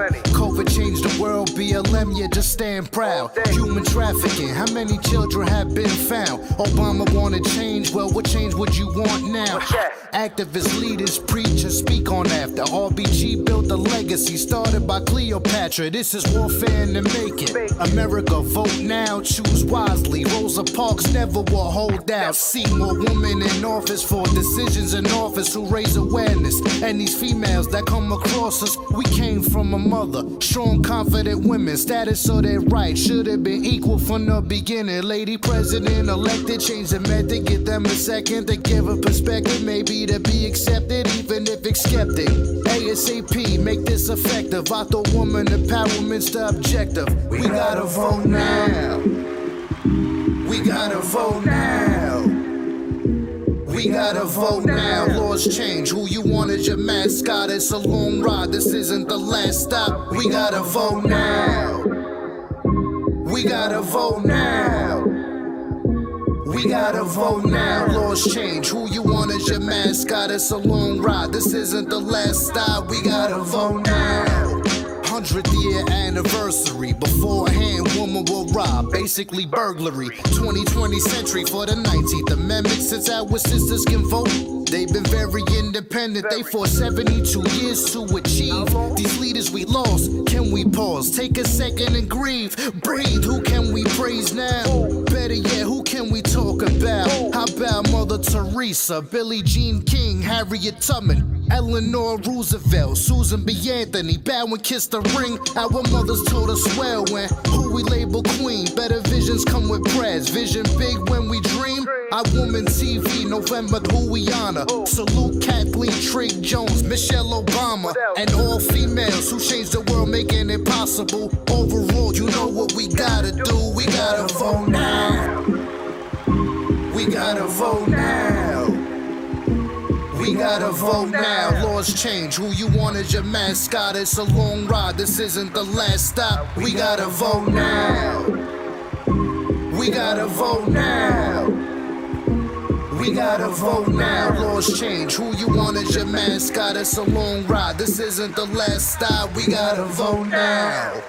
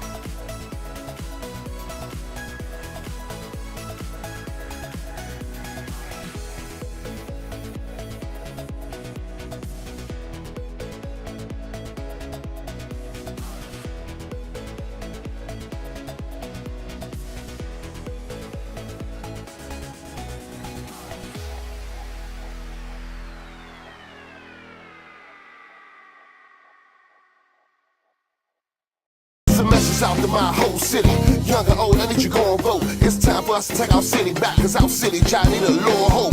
Changes need to be made, cause these youngers out here, they wildin'. In my opinion, first we need to save ballot and peoples. Democrats or Republicans, who you choose, you gon' Trump or hers. It's your decision, it's your pick. Hit the polls, don't be embarrassed. Black, white, or you Mexican. Come on out with your next kin. Come on out with your best friend. Hit the polls, let's get it in. Go, go, vote. Exercise your right. Go, go, vote. Go, go, go and vote. Go and do it. Go, go, vote. Go, go, go and vote. Go, go, vote. Go, go, go and vote. Exercise your right. Go and vote. Go, go, go and vote. Go and do it. Go and vote. Go, go, go and vote. Go and vote. Go, go, go and vote. Nisi J. Without a shadow of a doubt, I know my vote gon' count. No matter your status and what you write on that ballot, it really matters. Stay on your 10-fold, on your 10 toes. When you pull up to that poll, just go, go, go, go and vote. There's no better time to exercise your rights. The feeling's so divine, gotta follow your mind. We say we wanna change, ain't no need for stressing. Get up and vote, Nisi, approve this message. Go, go, vote. Go, go, go and vote. Go, go, vote.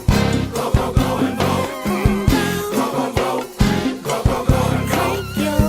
Go, go, vote. Go, go, go and vote. Go and vote. Go, go, go and vote. Go and vote. Go, go, go and vote. Go and vote. Go, go, go and vote. M10. Trinidad Gas. Real, all the real about to feel this. Waking up every day with all kind of BS to deal with. Supervisors cutting shifts, landlords want to rent. How can I deal with this? How can I find a meal tick? Choices, sounds, noises, distractions in orbit. Gotta find me some order, gotta find some resources. All these fake old mentors with a bunch of BS courses. I don't know if they told y'all this voting thing is important. Go, go, vote. Go, go, go and vote. Go, go, vote. Go, go, go and vote. Go, go, vote. Go, go, go and vote. Go, go, vote. Go, go, go and vote. Go and vote. Go, go, go and vote. Go and vote. Go, go, go and vote.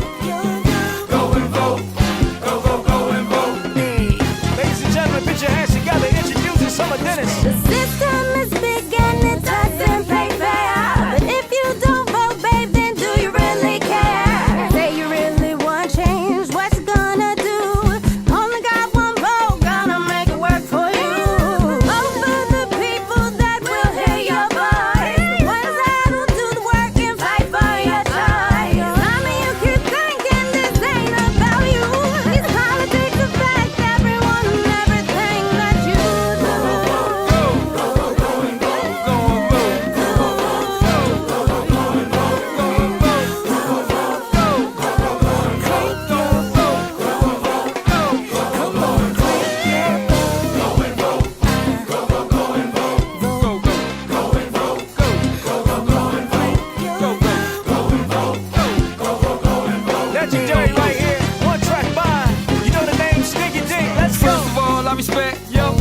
you select. Yeah. Hit the box, mic check. 1, 2. Mark down with an X. It's your turn, go flex. Who moving the house next? Who help you make progress? Who make you say God bless? Go vote, special request. Yes. Coming across your desk. Yeah. Who ready to pass the test? You. S on your chest with a vest. It's time to rebuild the nest. I'm real, I feel the stress. Ain't no vote like your vote, cause your vote is the best. Yes. Go, go, vote. Go, go, go and vote. Go vote. Go, go, vote. Go, go, go and vote. Go and vote. Go, go, vote. Go, go, go, go and vote. Go, go, go, go, vote. Go, go, go, go and vote. Go, go and vote. Go, go, go and vote. Go and vote. Go, go, go and vote. Go and vote. Go, go, go. It's time for the songbird. Songbird Kamishli. Hey. It's our time, it's our voice, time for change. So go vote, it's our vote, it's our power, time for change. So go vote, we'll pump your fist up, your voice matters. Hey, impact your culture for your community. Hey, I'm talking unity, northwest, northeast, southwest, southeast, DC. Crank your vote. Go vote, go vote, go vote, go vote.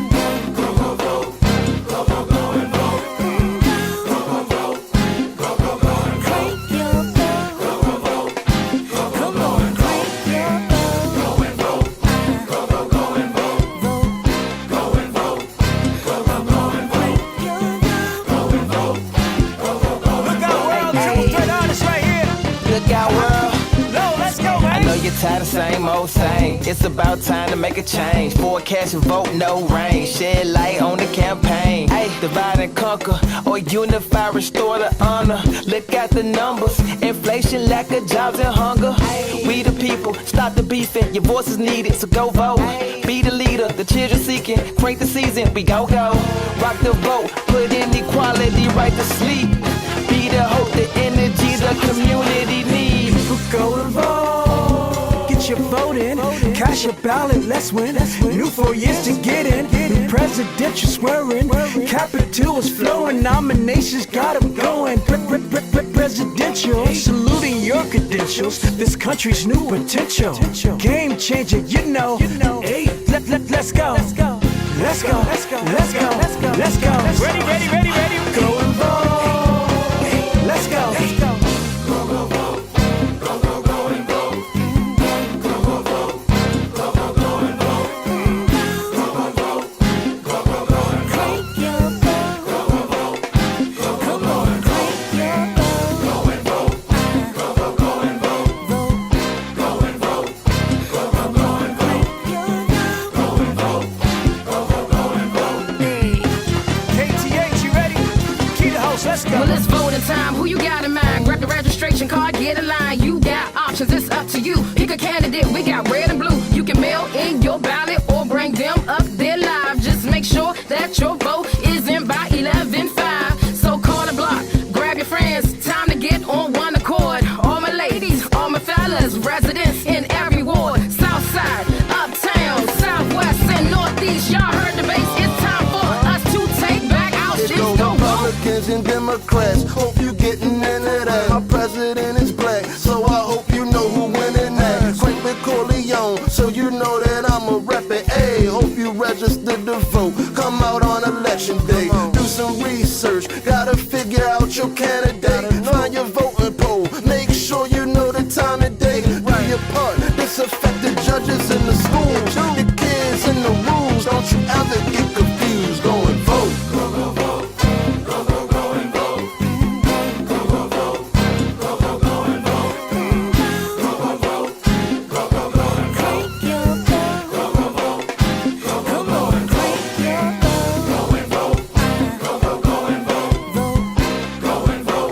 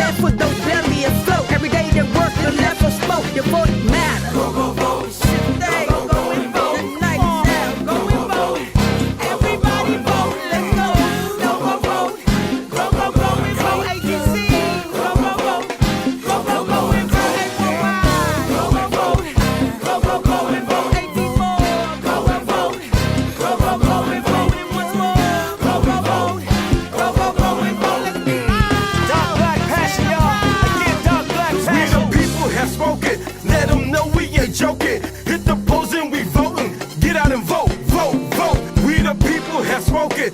Let them know we ain't joking. Hit the polls and we voting. Get out and vote, vote, vote. Hey, get out and vote, vote. Get up and get out and vote. Hey, get out and vote, vote. Get up and get out and vote. Hey, get out and vote, vote. Get up and get out and vote. Hey, get out and vote, vote. Get up and get out and vote. Hey, get out and vote, vote. Get up and get out and vote. Hey, get out and vote, vote. Get up and get out and vote. Hey, get out and vote, vote. Get up and get out and vote. Hey, hey, hey. Red on black. Go and vote. Go and vote. Go and vote. Go and vote. Go and vote. Percussionist, vocalist, artist, producer, Shorty Doug, let's go. 3 stars, 2 stripes, 7 ward is my district. But I rep the whole DMV. Please listen to me. Listen to me. No time to play around. Let's hit them poles like we hit the go-go now. This serious business. We work too hard to let them take it. So much is on the line. Your vote is important. Don't lay down, get up and fight for this movement. That foundation is ill. Project 2025. Go and vote for real.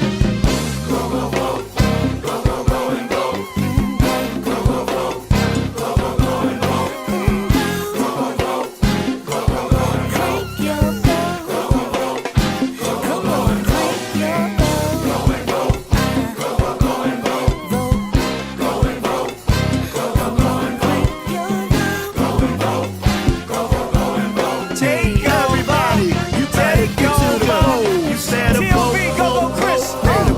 Vote, vote, hey, vote, vote, vote. You better vote, vote, vote. You better vote, vote, vote. You better vote, vote, vote. Hey, everybody, you better get to the polls. You better. Let's go, man. Just go and vote. You gotta fix it. Know you tired of. Just go and vote. Them taxes hidden, they don't line up. Just go and vote. The DMV and nothing fine up. Just go and vote. You better. Go and vote. Go and vote. Go and vote.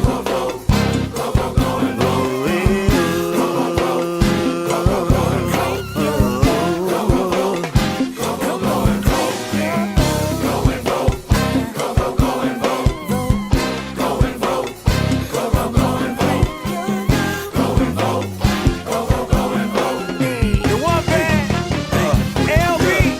You can talk about your candidate, shitting and the chatter. If you don't go and vote, your opinion doesn't matter. Look, time is almost up, so you gotta hit the polls. There's some grown folk business, ain't got time for no trolls. From the barber shop, car wash, nail salon, you name it, too much unrest, inflation. We gotta save our nation. No education, it's time to do our big one. We claim democracy, run to the polls and cash and vote with me. Go and vote.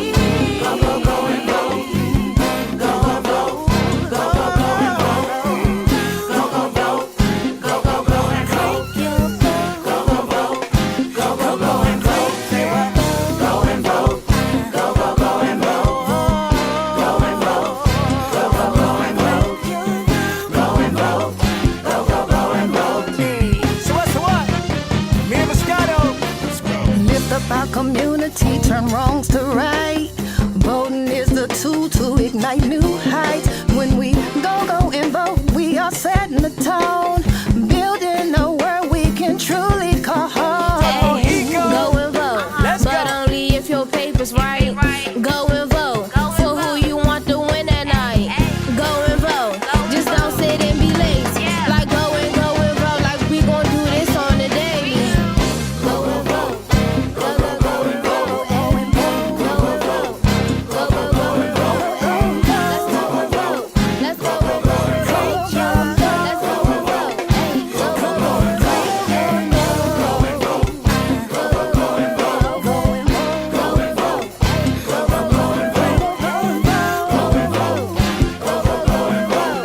She sounds so good. Everybody sing to the people. Listen up, it's time to speak your mind. The power of change is yours to find. Don't sit back and watch the world go by. Your vote can make a difference, just give it a try. Let's go, Ain't no one that's in position trying to block us with precision, but we moving mission, I commission. Every vote is ammunition. Hit the polls, let it fire. Every vote takes us higher. We ain't quiet, we applying all the pressure required. Go, go, vote. Go, go, go and vote. Go, go, vote. Go, go, go and vote. Go, go, vote. Go, go, go and vote. Go, go, vote. Go, go, go and vote. Go and vote. Go, go, go and vote. Go and vote. Go, go, go and vote. Go and vote. Go, go, go and vote. Where the twins at? We talking about Pulango County, let's go. Don't let it slip away. Tomorrow's built on what we do today. Go vote, stand tall, make your choice. Together we can change with everybody's voice. Power's in your hands, don't let it go to waste. Every voice together makes a brighter day. Stand united, we can make a change. One step of choice, the future is today. Go, go, vote. Go, go, go and vote. Go, go, vote. Go, go, go and vote.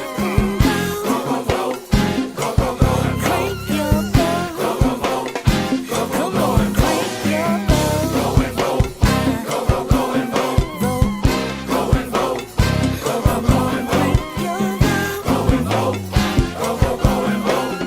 Everybody, T.O.B. go to the vote. vote. You better vote, vote, vote. Better vote, vote, vote. Hey, vote, vote, vote. You hey, vote, vote, vote. You better vote, vote, vote. You better vote, vote, vote. Hey, everybody, you better get to the poll. You better vote. It's for a reason. Take that stand, cause it's your season. And don't be talking online if you ain't do it. If you ain't do it. If you ain't do it. Go, go, vote. Go, go, go and vote. Go, go, vote. Go, go, go and vote. Go, go, vote. Go, go, go and vote. Go, go, vote. Go, go, go and vote. Go and vote. Go, go, go and vote. Go and vote. Go, go, go and vote. Go and vote. Go, go, go and vote. Turn your radios up. The culture needs one in the chamber. The streets is filled with danger. The demons and the creeps, they roll in peace, but evil seems to be their nature. Need a game changer, major, but praying for your savior ain't the way when the enemy wants to send you to your maker. Gotta rearrange the way that the game is getting played. If politicians want engagement, why they treat us like they hate us? Need solutions, cause I'm not here to do complaining. But I won't hit you with no fiction, cause the truth is stranger. The situation we face in the day is truly gangster. Till my people safe, I'm in the booth and might produce a banger. Black first, my politic, my party, I don't do explaining. Chasing down election day support, but tell me where them other days went. Is radical action supposed to be the way we change this? I'm voting with my soul and putting 10 toes on the pavement. Cradle to the grave, boardroom from the slave ship. The only way to win, get off your ass and get your ballot in. Better vote, vote, vote. Better vote, vote, vote. Hey, vote, vote, vote. You hey, vote, vote, vote. You better vote, vote, vote. You better vote, vote, vote. Hey, everybody, you better get to the poll. You better vote, vote, vote. Hey, vote, vote, vote. Hey, vote, vote, vote. You better vote, vote, vote. You better vote, vote, vote. Hey, vote, vote, vote. Hey, and you better Go, go, vote. Go, go, go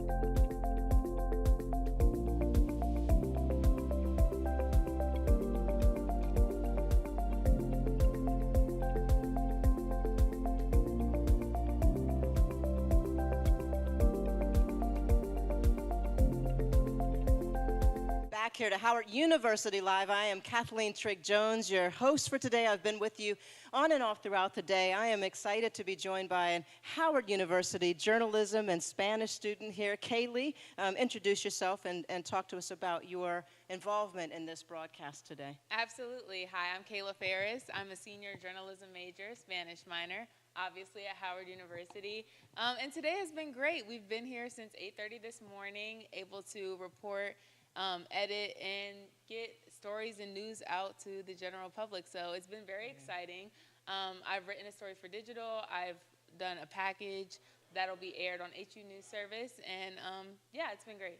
Good, and we're going to get into her package in just a little bit, but I just want to also give a shout out to all of the people that are joining us today from iWoman TV, from Black Women Empowered, from NewsOne, and of course the home TV one, and just a shout out to Cathy Hughes, who this school is named after.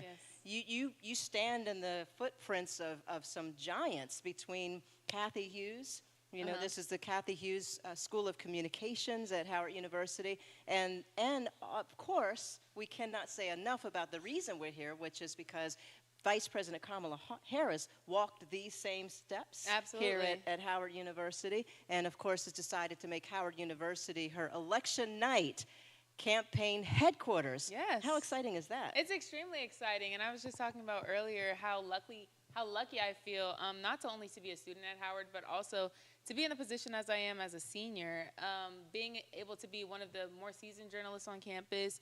I've been getting my education at Howard for the past 4 years, so being able to apply my education to the real world and actually be able to do my own packages and write my own stories is extremely empowering and exciting as I enter the journalism industry. Yeah, so I was a journalism major and spent my whole life in behind the scenes and in front of the camera, both in broadcast news, multiple stations. And for me, and I wanted to ask you this, it's always exciting to cover elections. You know, there's this air of excitement. You don't know what's going to happen. And sometimes we're not always as invested as we are this time around. But this time you have one of your own that's running.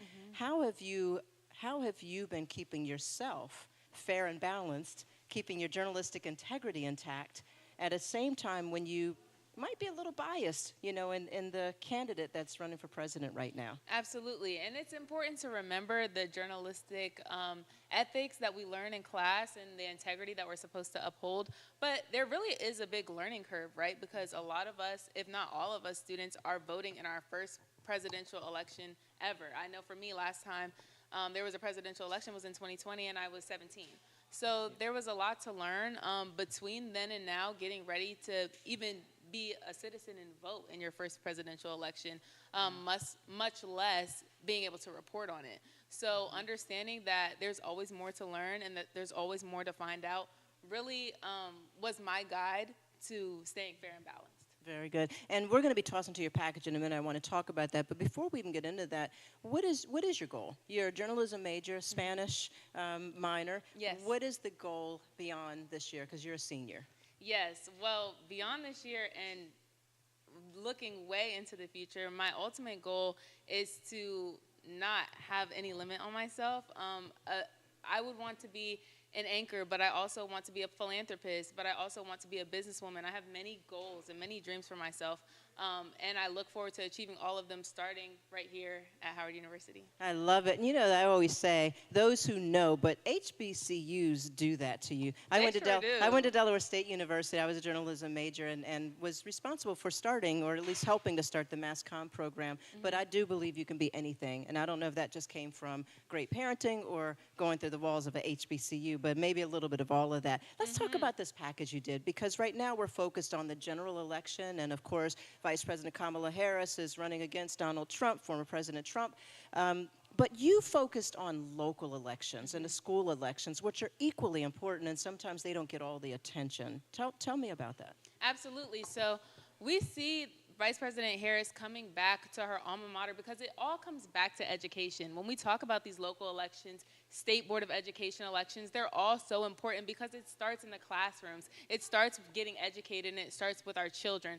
So making sure that people are informed about who all is on the ballot, what needs to be voted for, especially when it comes to these local elections and when it comes to the future of our country, children deserve to be educated well.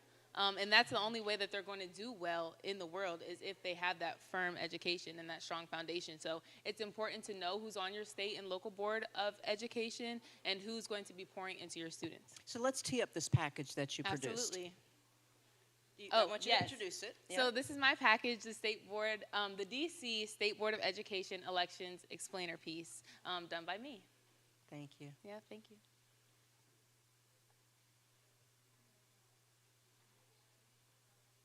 The election on November 5th has much more on the ballot than just the presidential nominees. There are many state and local races happening right now across the U.S., one of them being the State Board of Education elections happening in Washington, D.C. The DC State Board of Education is essentially responsible for what our kids learn. We do things like high school graduation requirements, academic standards, think about things like teacher licensures. When you think about the quality of what we're teaching children, that's the state board. There are 5 open seats in the D.C. State Board of Education race this year, with 4 candidates running for re-election. The state board helps students, parents, and teachers across the district. It's helpful as a teacher to be able to come in and know that I am with people who will listen. It's good to come into a place where it is like we are with people who understand both how hard it is and how much it is we want it to be different. State Board of Education leaders don't just support students, they give them a chance to get civically involved before they're even old enough to vote. The DC Board of Education constantly impacts students every day. This election isn't just to select our leaders of tomorrow, but will directly influence our leaders of the future. Start where you are, start within your local community. It's not always about running for a certain position or office, however. It's simply about making your voice heard. Kayla Ferris, reporting for Howard University News Service. All right, thank you so much, Kayla Ferris, actually, and I apologize because I actually mixed up Kayla Ferris with my next guest who's joining me right now, which is Kaylee Holcomb, and another HU student. Talk to me, introduce yourself, tell us about you and your major and everything here at Howard. Yes, so my name is Kaylee Holcomb. I am currently a senior broadcast journalism major and political science minor here at the illustrious Howard University. I'm originally from Houston, Texas, and that's a little bit about me. All right. I always like to start out with just asking how this moment feels, being a student here at Howard University. I feel like this moment is honestly full circle for me. So coming into Howard and finding out that I got accepted into the university December 2021, I actually got to see the transition of power between then President Donald Trump and President Joe Biden. So in seeing that and seeing Vice President Kamala Harris actually being able to transition into that role, it was so interesting, and seeing the Howard University band actually lead her down Pennsylvania Avenue was interesting as well. So the fact that I'm here right now and she's running for president is so amazing, and the energy here is electric, and I could just feel it all over. Have you had an opportunity to meet the vice president? I have not had an opportunity to meet the vice president, but if I do have the opportunity, I would be very, very grateful for it. Well, we all know she's going to be on campus. We haven't heard yet if she's arrived on campus yet, but I can tell you what, this campus is on lockdown. You can't walk anywhere without the presence of police and the Secret Service everywhere, and she's going to be here tonight. She's throwing one big party on campus. How exciting is that? Oh my goodness, it's so exciting. So we just wrapped up homecoming about a couple weeks ago, and to transition from that to this, it's amazing. It's an amazing feeling. I feel like the morale on campus is super high.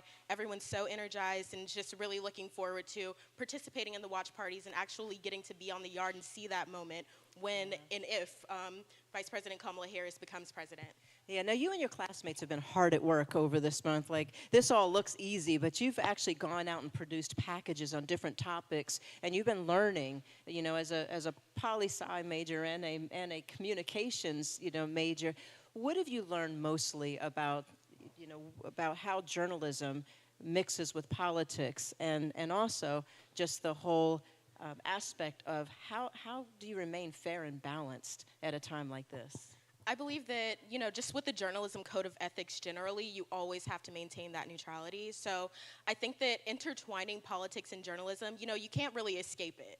I feel like it's always there. There's always something to be said about a political event going on. So I think that learning how to navigate that and learning how to actually interview people and what type of questions to ask, just to not show that there's any bias on one particular side, is really important. And that's something I've learned and something that Howard has instilled in me that I will definitely carry with me into a future career. You know, and keeping in line with that, how do you keep your feelings out of this? We talked a lot today. In fact, your professor this morning, in fact, had everyone start off with a meditative moment, which I thought was very unique. And it was like really getting into letting go of some of the stress, because stress, you know, is something that's really bogging a lot of people down right now. But as a communications major, how are you balancing your own emotions and keeping your feelings out of what you see happening right now in the political arena? I feel like you always have to take that time for yourself, right? So whether that's reading a book for 30 minutes or just taking a break, going on a walk or exercising, hanging out with your friends, doing something to just get your mind off of it definitely keeps you in check personally. And I also feel like your friends hold you accountable. So if I ever find myself working too hard and my friends see me working too hard, then they will check and be like, okay, are you okay? Like, do you need any help with any, you know, tasks or anything that you have going on? So I think that community at Howard is definitely there. It's very strong. A lot of the friends that I've made through the journalism department here at Howard have definitely just made me a better person, and I can definitely feel and see the difference from when I, you know, came into Howard University as a freshman to the present day.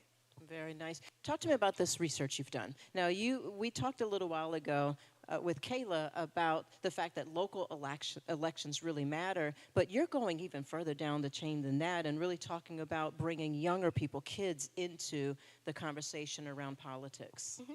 So I wanted to just kind of do a deep dive and see exactly what's going on with students who are unfortunately ineligible to vote in the United States because of their age. So in that, I went to Cardozo Education Campus, which is about a mile away from Howard University. You can actually see Founders Library like standing on top of the hill of the school. So it's really exciting. And I definitely got to experience Cardozo in such an immersive way. So being able to do that and actually go speak to the principal and go speak to a few of the educators on campus was really fulfilling. And I actually got to speak to a student as well and get her perspective about what it means to be in this moment, to have this representation from Vice President Kamala Harris, who is a Black and South Asian woman. So I think that's something that's really important to broadcast, because we don't really see the back end of it and how students and educators are actually, I guess, using a segue like for education to just kind of build that morale among students. Yeah. Do you wish that you had, or did you have that? Did you have that kind of an introduction to politics when you were that age?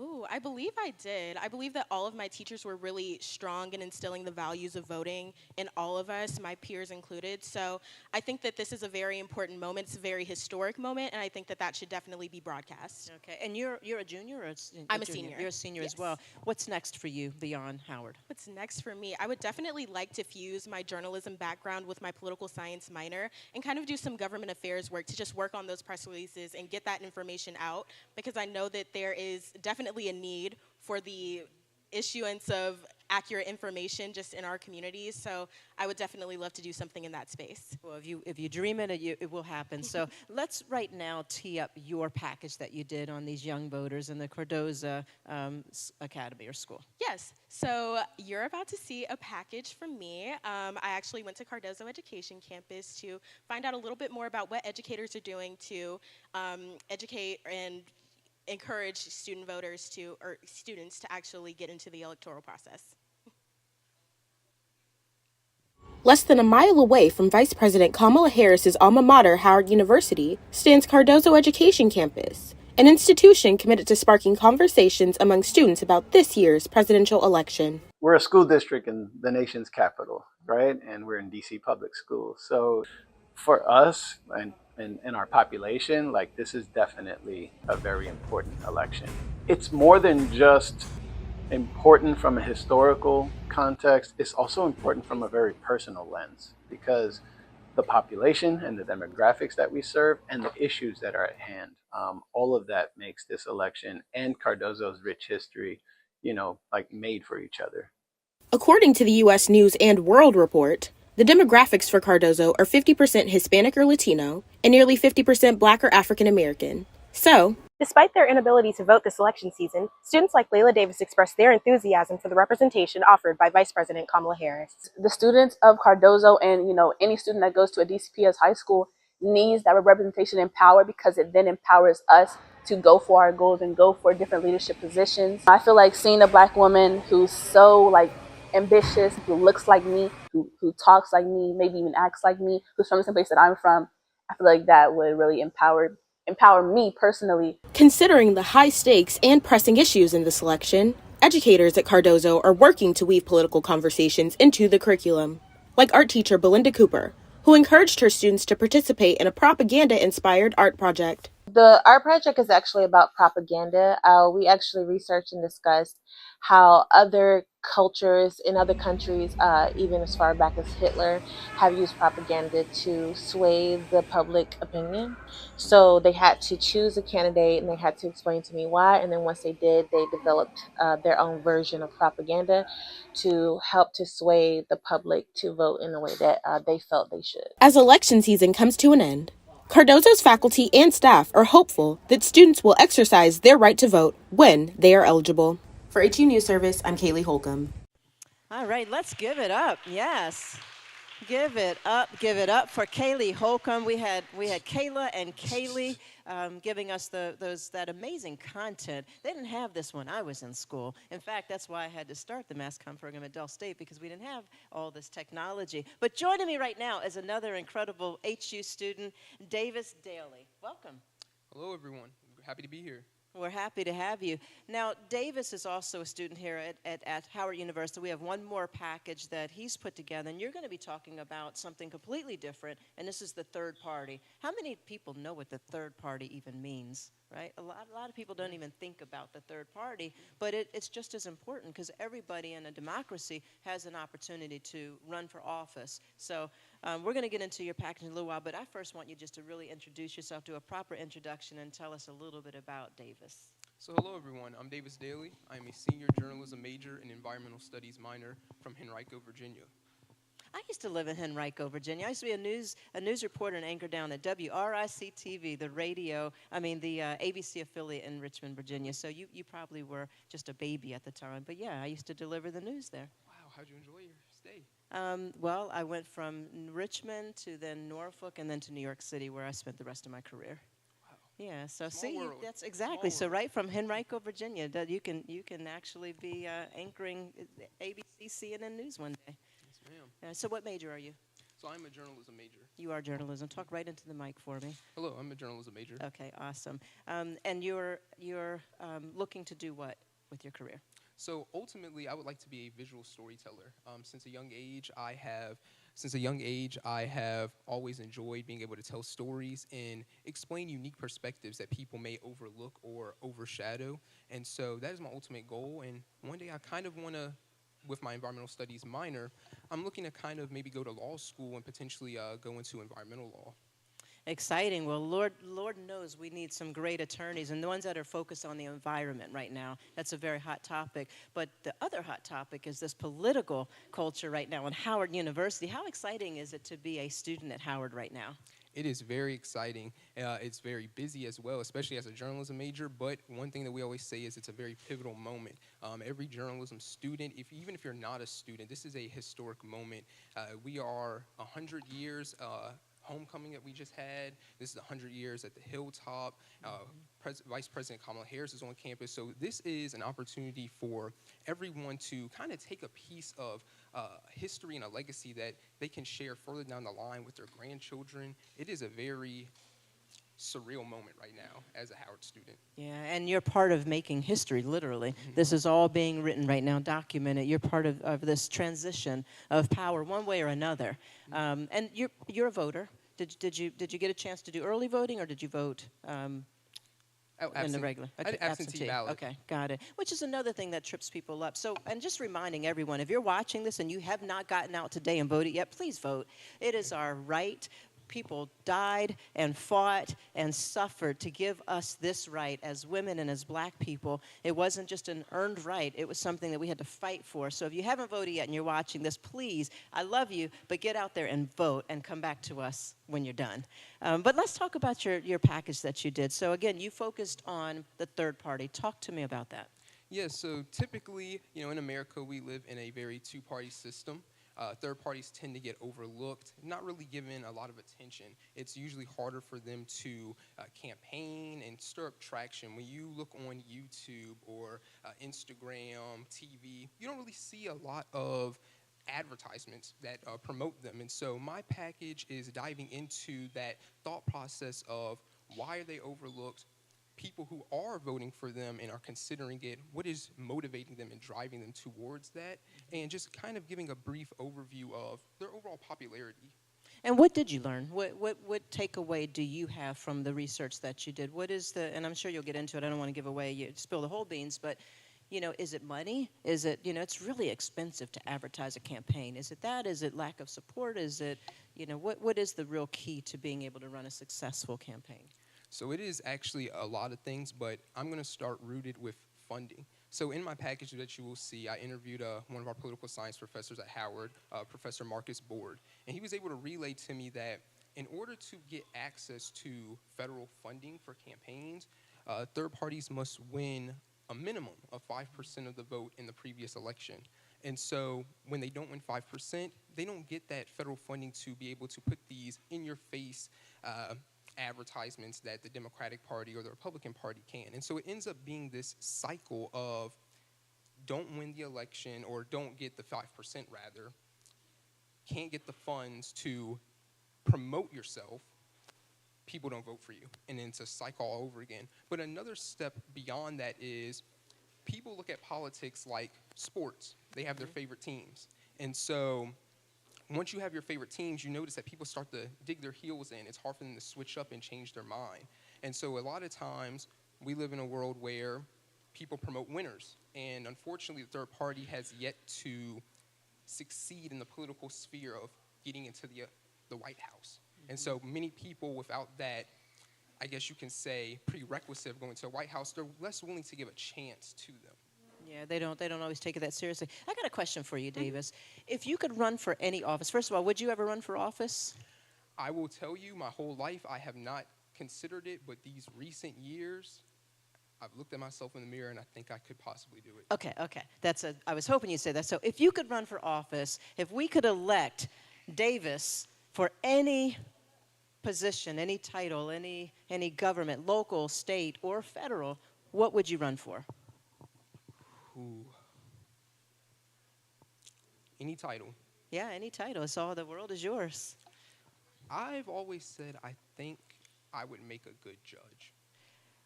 And the reason I say I think I would make a good judge is because I tend to look at things objectively, fairly. I try my best, especially as a journalist, to remove any biases I have when reporting, when speaking to people. I look at everybody the same and try to have fair, equal conversations. I feel like as a judge, I would be able to give very fair, accurate sentencings or callings, as you will, maybe, in the courtroom. That's awesome. And, of course, judges can be appointed or elected. So I would elect Judge Davis Daly. What do you all think? All right, Judge. How about this, Judge? Take a step back and toss it to that great package that you've done. So thank you for talking with me. I'm Davis Daly. This is my package on third-party support. Hope you enjoy. Thank you. When it comes to elections, the two-party system in America often puts all attention on blue and red candidates, leaving third parties historically overlooked and under-considered by many voters, calling it a wasted vote. This societal pressure to vote for a main candidate is what Howard University political science professor Marcus Board believes deters voters from going third party. The pressure to vote for one party, one of the major party candidates, is extremely high, and you will be shamed if you do not support that. That drives people away from the third parties. Anya Reyes, a college student who is heavily considering voting independent, also believes funding has played a big part in overlooking third parties, as they have to win 5% of the vote to get federal election funds. Like we don't see a lot of funding. We don't see a lot of promotion for them. We don't see, some of them have really good ideas too. Like some of them do have good thoughts and like good ideals, but we don't see it promoted a lot. While many people struggle to find a reason to vote for a third-party candidate, others, like protester Michael G., say that he is not afraid to vote for someone like Jill Stein if he is unsatisfied with Kamala Harris. I want everyone to know, Jill Stein ran in 2016. The Democrats blame her for Hillary losing. Well, if you blame her, guess what? She's back. And people like me will vote for her if Vice President Harris doesn't do the right thing. According to the U.S. Elections Atlas, only 2% of the national vote went to third parties in the 2020 election. Depending on your state, there could be multiple third-party candidates on the ballot, like Jill Stein, Chase Oliver, and Cornel West. As the 2024 election closes in and distrust in the two-party system heightens, this election just might predict future success of third parties. For HU News Service, I'm Davis Daly. HU Trivia. HU Trivia. HU Trivia. Say what's the what? It's Shorty Coleone, and I have the HU Trivia. Okay, here's the question. Which HBCU has the largest student enrollment? A, Florida A&M University. B, North Carolina A&T State University. C, Southern University and A&M College. All right, HU Trivia. And the correct answer is B, North Carolina A&T State University. Now it's time for the HBCU fun fact. More than 70% of all black doctors and dentists in the United States received their degrees from where? From HBCUs. Hope you guys are enjoying the stream. We're going to get the Bison Squad involved. Bison Squad, make some noise. All right, we're going to turn it over to Bison Squad. Say what, say what? Ready, ready, ready, ready? Welcome back, everyone. We are here with the Bison Squad. Can I get an HU? You know. I know that's right. So, well, for starters, my name is Crystalyn Johnson, and we're going to start with talking about safety. Now, I know we've been walking around campus, and campus kind of looks like a prison at the moment with all the barricades and the gates. How are y'all feeling about that right now? I can definitely agree. It looks like almost like I'm caged into my own apartment, you know? It's giving almost homecoming, spring fest, like on steroids almost. Like, I'm not sure if I feel safe. I feel like there's more eyes on me, which could be comfortable, so I'm not sure exactly if I do feel safe or not. What does everybody else feel? Yes, I would have to agree. At first, I wasn't really thinking about safety when I heard that students were leaving campus, but seeing everything boarded up and even seeing downtown DC being boarded up, it started to raise concern. I do definitely think with tonight being the election results, this is the safest place to be in DC considering Vice President Harris is here, and we have Secret Service all around the campus, police everywhere as well. So I do feel safe for tonight, but it's after the election, which I may be more concerned about. That's completely true. I did a piece earlier today in which I spoke to other students and I asked them questions about how they feel about the safety precautions being taken to keep us safe during this election night. And a lot of them expressed that, especially considering the black community's very complicated relationship with police and police brutality, a lot of them expressed that they may feel a little bit uncomfortable and as if though the police here and Secret Service aren't necessarily here to protect us. So what do we think about that? I definitely think that that resonates with me, considering the fact that I felt a little taken back by the announcement of Vice President Kamala Harris coming to campus to spend her election night here, and then the announcement to the entire world that she actually was going to spend her election night here. And that kind of raised a giant safety concern for me because a lot does happen in this area. Yeah, I definitely agree. We do go to a historic institution, and we do have a lot of historic things like in our libraries. So are we becoming more of a museum than what we were before? Like, what happens when the Secret Service is gone? Like, do we need our own secret, like, security detail? Like, what happens afterwards? I would have to agree because, after the election, we still have the inauguration, which is another 2 months away. And that makes me especially think about what occurred on January 6th. There's still going to be a lot of concern happening within the area. And I know we feel safe now with Secret Service and the police here, but we still have a long way to go, and emotions are definitely high right now. So we have to be alert. So what do you all think is going to happen with the safety precautions throughout the rest of the week, or, moving forward towards the inauguration and everything?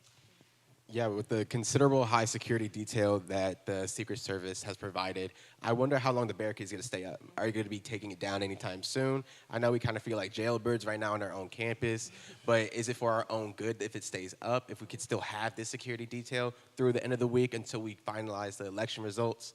And as you said earlier, like, we still have until Inauguration Day to still kind of be concerned. We all know what happened on January 6th, and we definitely do not want a repeat of that. And with Vice President Kamala Harris being here, Howard could be a target in the coming future. So that is definitely a concern of mine.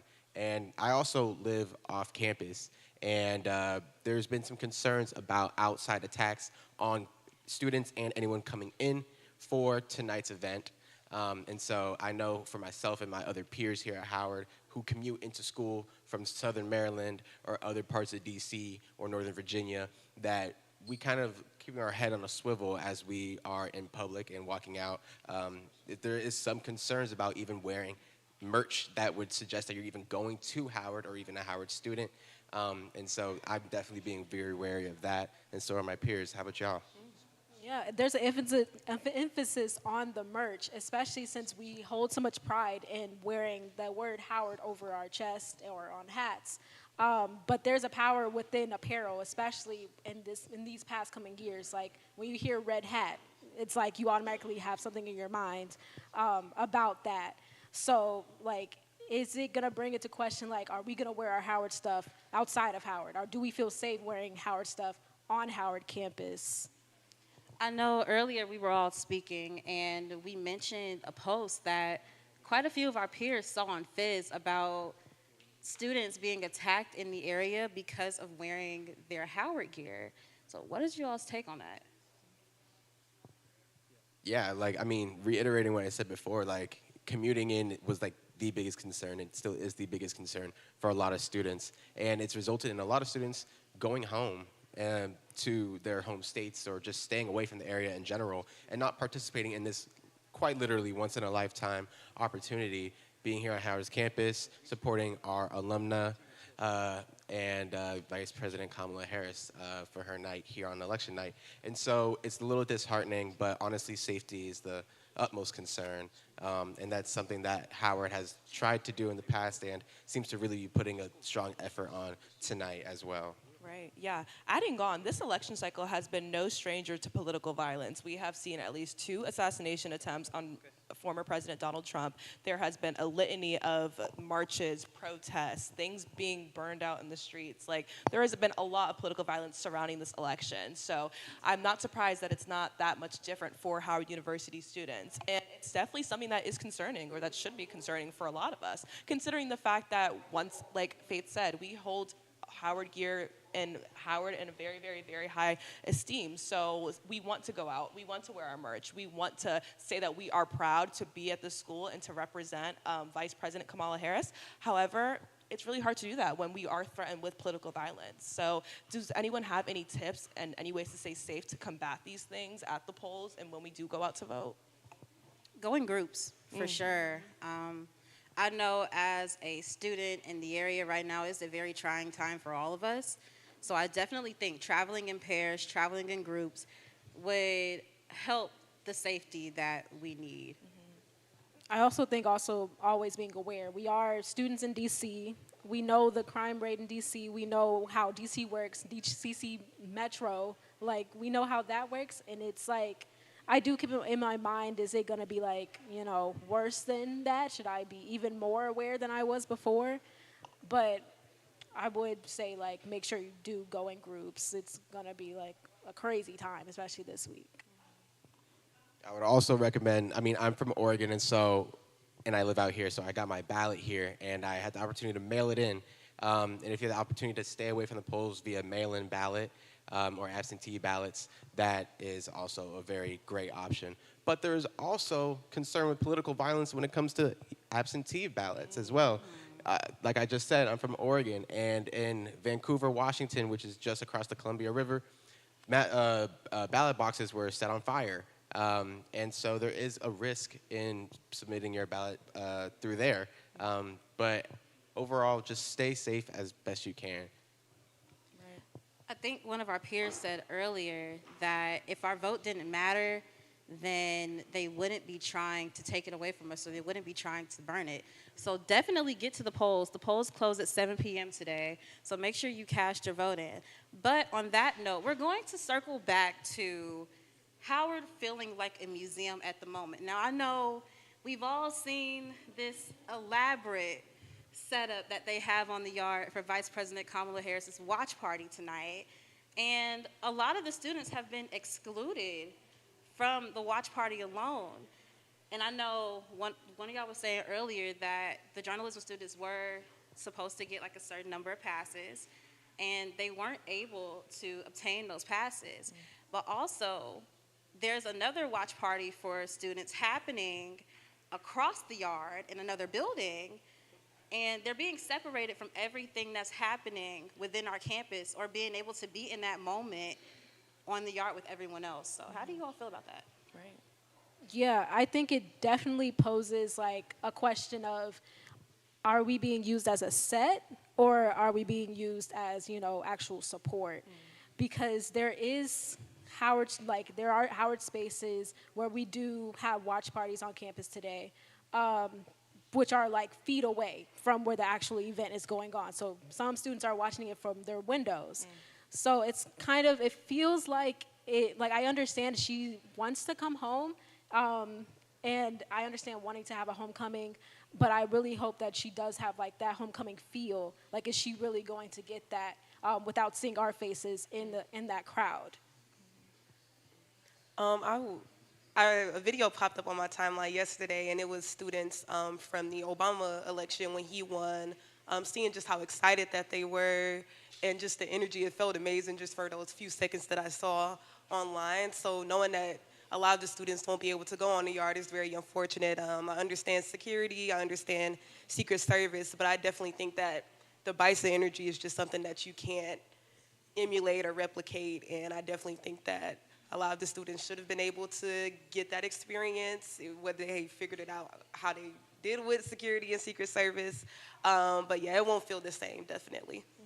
Yeah, and amidst all this excitement on the campus, I definitely think that what we're talking about, things like this, it makes us feel more as an exhibit rather than a place where history is supposed to happen. History is supposed to happen here, but it feels like it's happening without us in a way. Yeah, we talked about earlier about how it feels like someone's throwing a party in your house, but then kicking you out and saying that you can't attend and you can't have fun. So, yeah. Yeah, I think we also pointed out, like, if VP Harris says HU, is anybody gonna know what to respond with? She's not getting that, you know. So not getting that, you know. You know, is it gonna be like, you know, strong, like our voices? So that was kind of a concern. But when I say HU, you know. Okay. Right. Thank you. But that also brought me back to our previous conversation about us not being able to live in the moment with her, being that we have the same shared experiences. She's gone through the Howard runaround. She's been on the yard talking to her friends. She's watched probate season. We've all been through that. And with us being students now, currently, we're not able to share that experience with her. So how do you all feel about that as well? Being that this is your alumna, but the people who are coming, the people who are going to be at that watch party, they aren't us.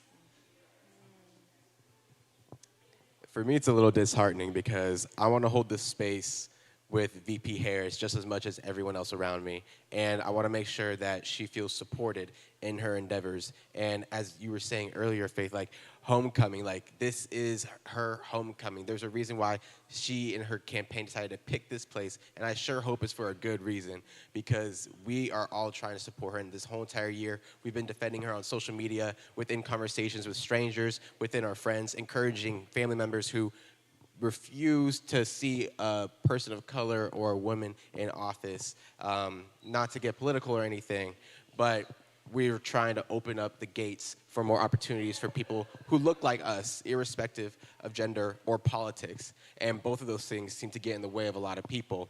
And we were there defending the opportunity for her to do that. And so I wanted to be around other peers who are like-minded, who also support her in that same endeavor. And it is a little disappointing. I'm not gonna lie. I definitely think we wrote this election until the wheels fell off, and the wheels are falling off today. Yeah. The election day is today. You have 30 minutes. But we were also in a prior conversation about our mental health during this election season, and I know every student on this campus is overwhelmed, or the experience might be a little underwhelming. I know for me, I'm a little overwhelmed. Sometimes I do get a little anxious when I start to talk about the election and election season, especially with being a student journalist. So what are some tips that you could give people in order to protect themselves and protect their mental health during this election season, or even election seasons to come? I definitely think social media has been crazy. So I think just taking time away from the screen, I know that's hard as student journalists, but just having time away from what you see on the media is very helpful.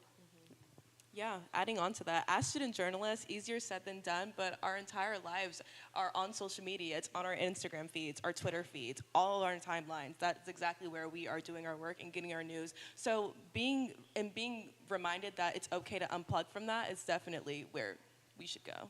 And those are two very good tips. But that is all for us. We will catch you on the flip side, and thank you for tuning in with the Bison Hype Squad.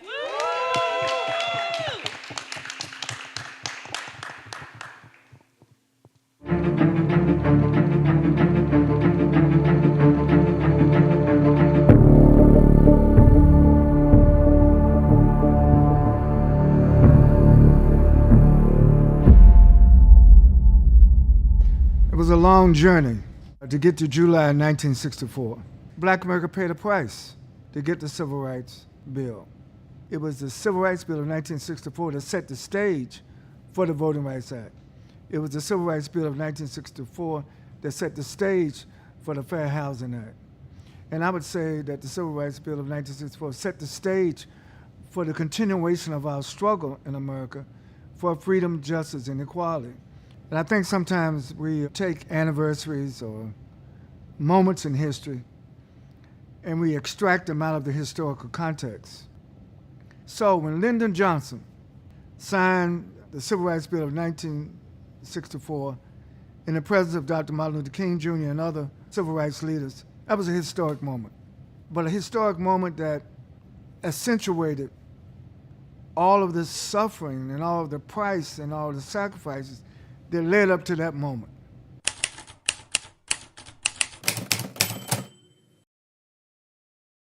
America was founded, yes, as the democratic experiment, but it was founded on stolen land with stolen labor. So if that is the foundation of your country, then the folks who built it are going to be focused always on their own power. How they keep it, how they hoard it, how they maintain it at all costs, and how they make sure nobody else has any access to power of their own. Because if those folks get access to power, then they're gonna overthrow you.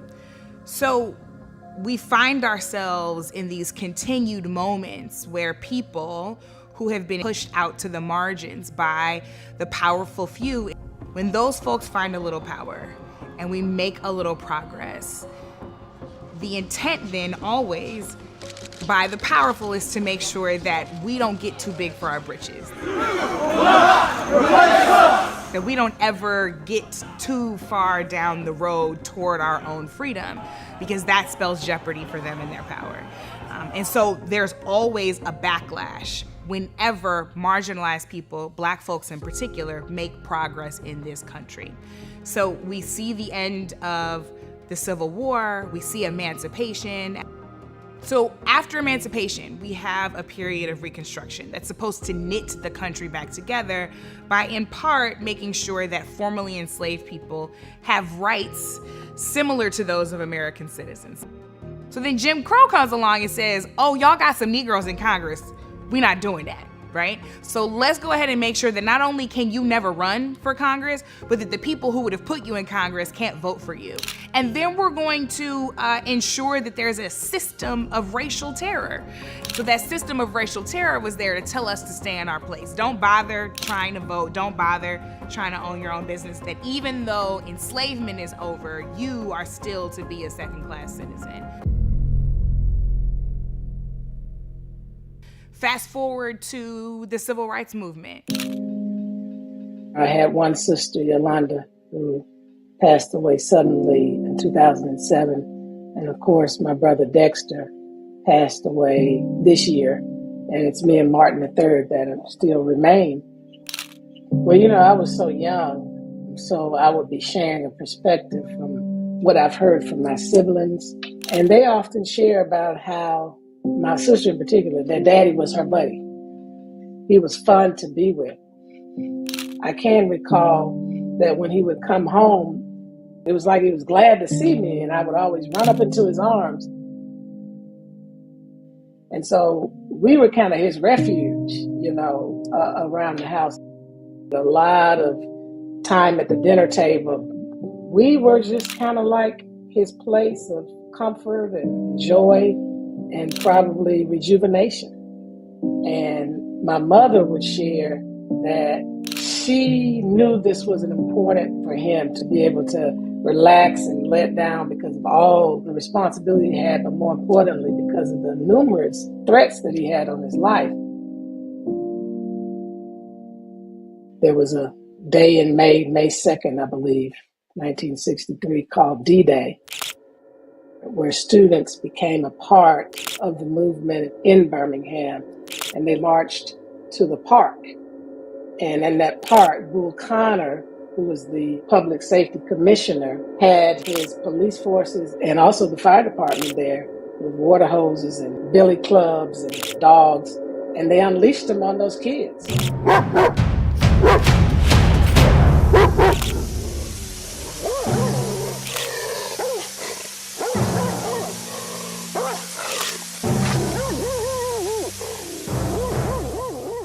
And it spread across the country because the media was there.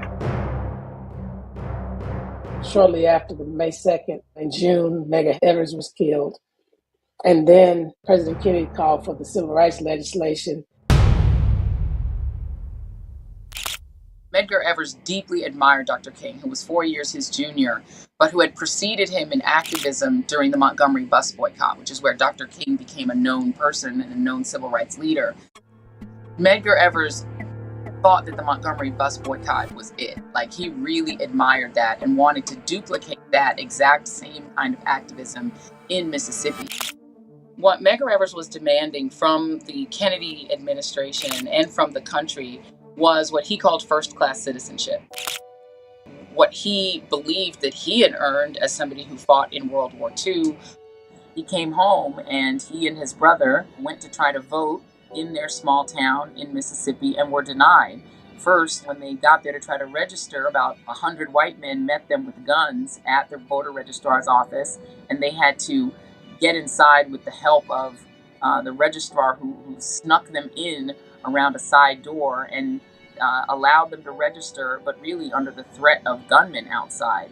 But when it came time to actually vote, that number had doubled to something like 200 armed men, and it was 4 U.S. Army veterans, Charles Evers, Medgar Evers, and 2 of their friends who also had served in the Army, were denied the right to vote. And I think that those experiences and the experiences of being a young black man in Mississippi and witnessing a lynching when he was only around 11 years old, just none of it were acceptable to him. And so, especially after he had served his country, there was no way that he was going to go in for being told he could vote. What Medgar was doing was providing the same kind of local leadership in Mississippi that King had provided in Alabama. So Medgar and Merle Evers met at Alcorn College. She was a 17-year-old freshman. He was a 25-year-old World War II veteran and football player. They met, fell madly in love. She thought they could just live a perfect kind of 1950s housewife life. But instead, she wound up as the wife of a civil rights leader. When I look at that photo of President Kennedy welcoming what remained of the Evers family, Merle, 2 of her children, because the baby van was too little to travel, as well as her brother-in-law, Charles, and they stood in that White House, a grieving woman who felt a great sense of pride that her husband's most formidable demand, that President Kennedy focus on something other than the tax cut that he wanted to do, and had actually gone on television on the night of June 11, 1963. Good evening, my fellow citizens. To make a solid promise that he would advance a Civil Rights Act to Congress, that it would be delivered. It ought to be possible, in short, for every American to enjoy the privileges of being American without regard to his race or his color. In short, every American ought to have the right to be treated as he would wish to be treated, as one would wish his children to be treated. But this is not the case. Next week, I shall ask the Congress of the United States to act, to make a commitment it has not fully made in this century to the proposition that race has no place in American life or law. And when Medgar Evers was assassinated, that is part of why there was a March on Washington, because that promise had gone unfulfilled all summer. And so civil rights leaders, including Dr. King, said we need to put a fire under the Kennedy administration.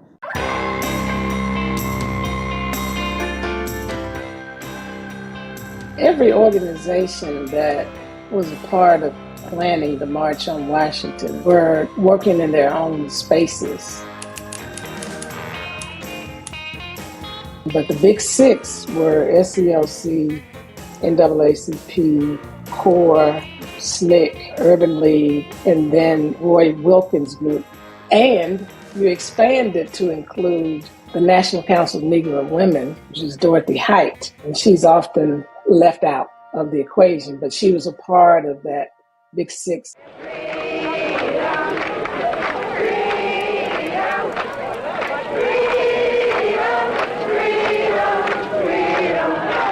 Emancipation Proclamation. This momentous decree came as a great beacon light of hope to millions of Negro slaves who had been seared in the flames of withering injustice. Well, he had an incredible gift of being able to paint a picture for people to understand what was happening in reality in terms of the conditions and circumstances and the life of blacks in America. But 100 years later, the Negro still is not free. He talked about police brutality. We can never be satisfied as long as the Negro is the victim of the unspeakable horrors of police brutality. And so I look at it as a preacher who's stating a case before this country. This is what's going on right now in this nation. And if this nation is going to be true to who it said it's going to be on paper, then you've got to address this dark area. The triple evils of poverty, racism, and militarism were still very present, ever present today. People were at a place where they were fed up with the injustice and wanted to be treated with dignity, respect, and have equity. But he went away from his paper near the end of his speech and climaxed with this "I have a dream" phrase. And he went on to say, you know, in spite of these conditions, I still have hope. I have a dream. I have a dream that one day, down in Alabama, with its vicious racists, with its governor having his lips dripping with the words of interposition and nullification. One day right there in Alabama, little black boys and black girls will be able to join hands with little white boys and white girls as sisters and brothers. I have a dream today. because that's what preachers do.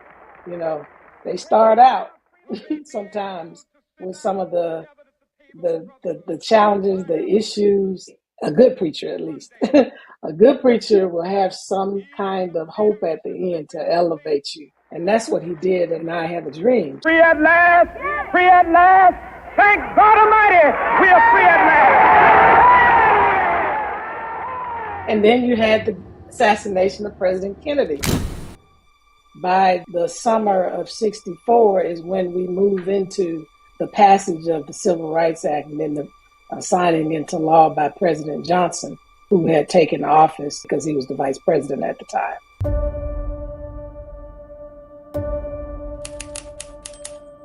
LBJ was a traitor to white supremacy, and he wasn't supposed to be. This is a white man from Texas.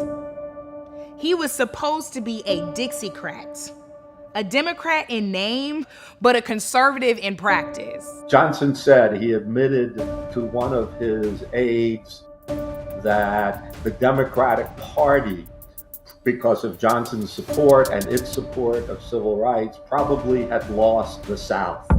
And he was pretty much correct.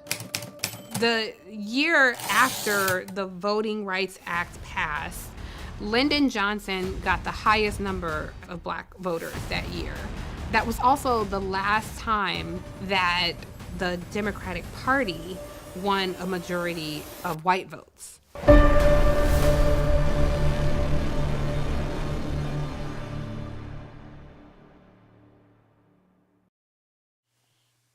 Thank you for that rich information, and welcome back to our live broadcast from the campus of Howard University, Cathy Hughes School of Journalism. I am joined right now by a professor of journalism here in the department, Dr. Christine McWhorter, who's going to actually be my co-host for the next few minutes as we talk about this election and how it's impacting not just journalism students, but how this election is making a difference in our world right now, because so much is at stake, and you have the honor and the blessing, and maybe a curse at times it might feel like, of trying to teach these students to be incredible journalists out in the world at a time when AI and all kinds of misinformation and technology is really trying to sway our opinions one way or another. So welcome to our live broadcast today. Thank you. Thank you for having me.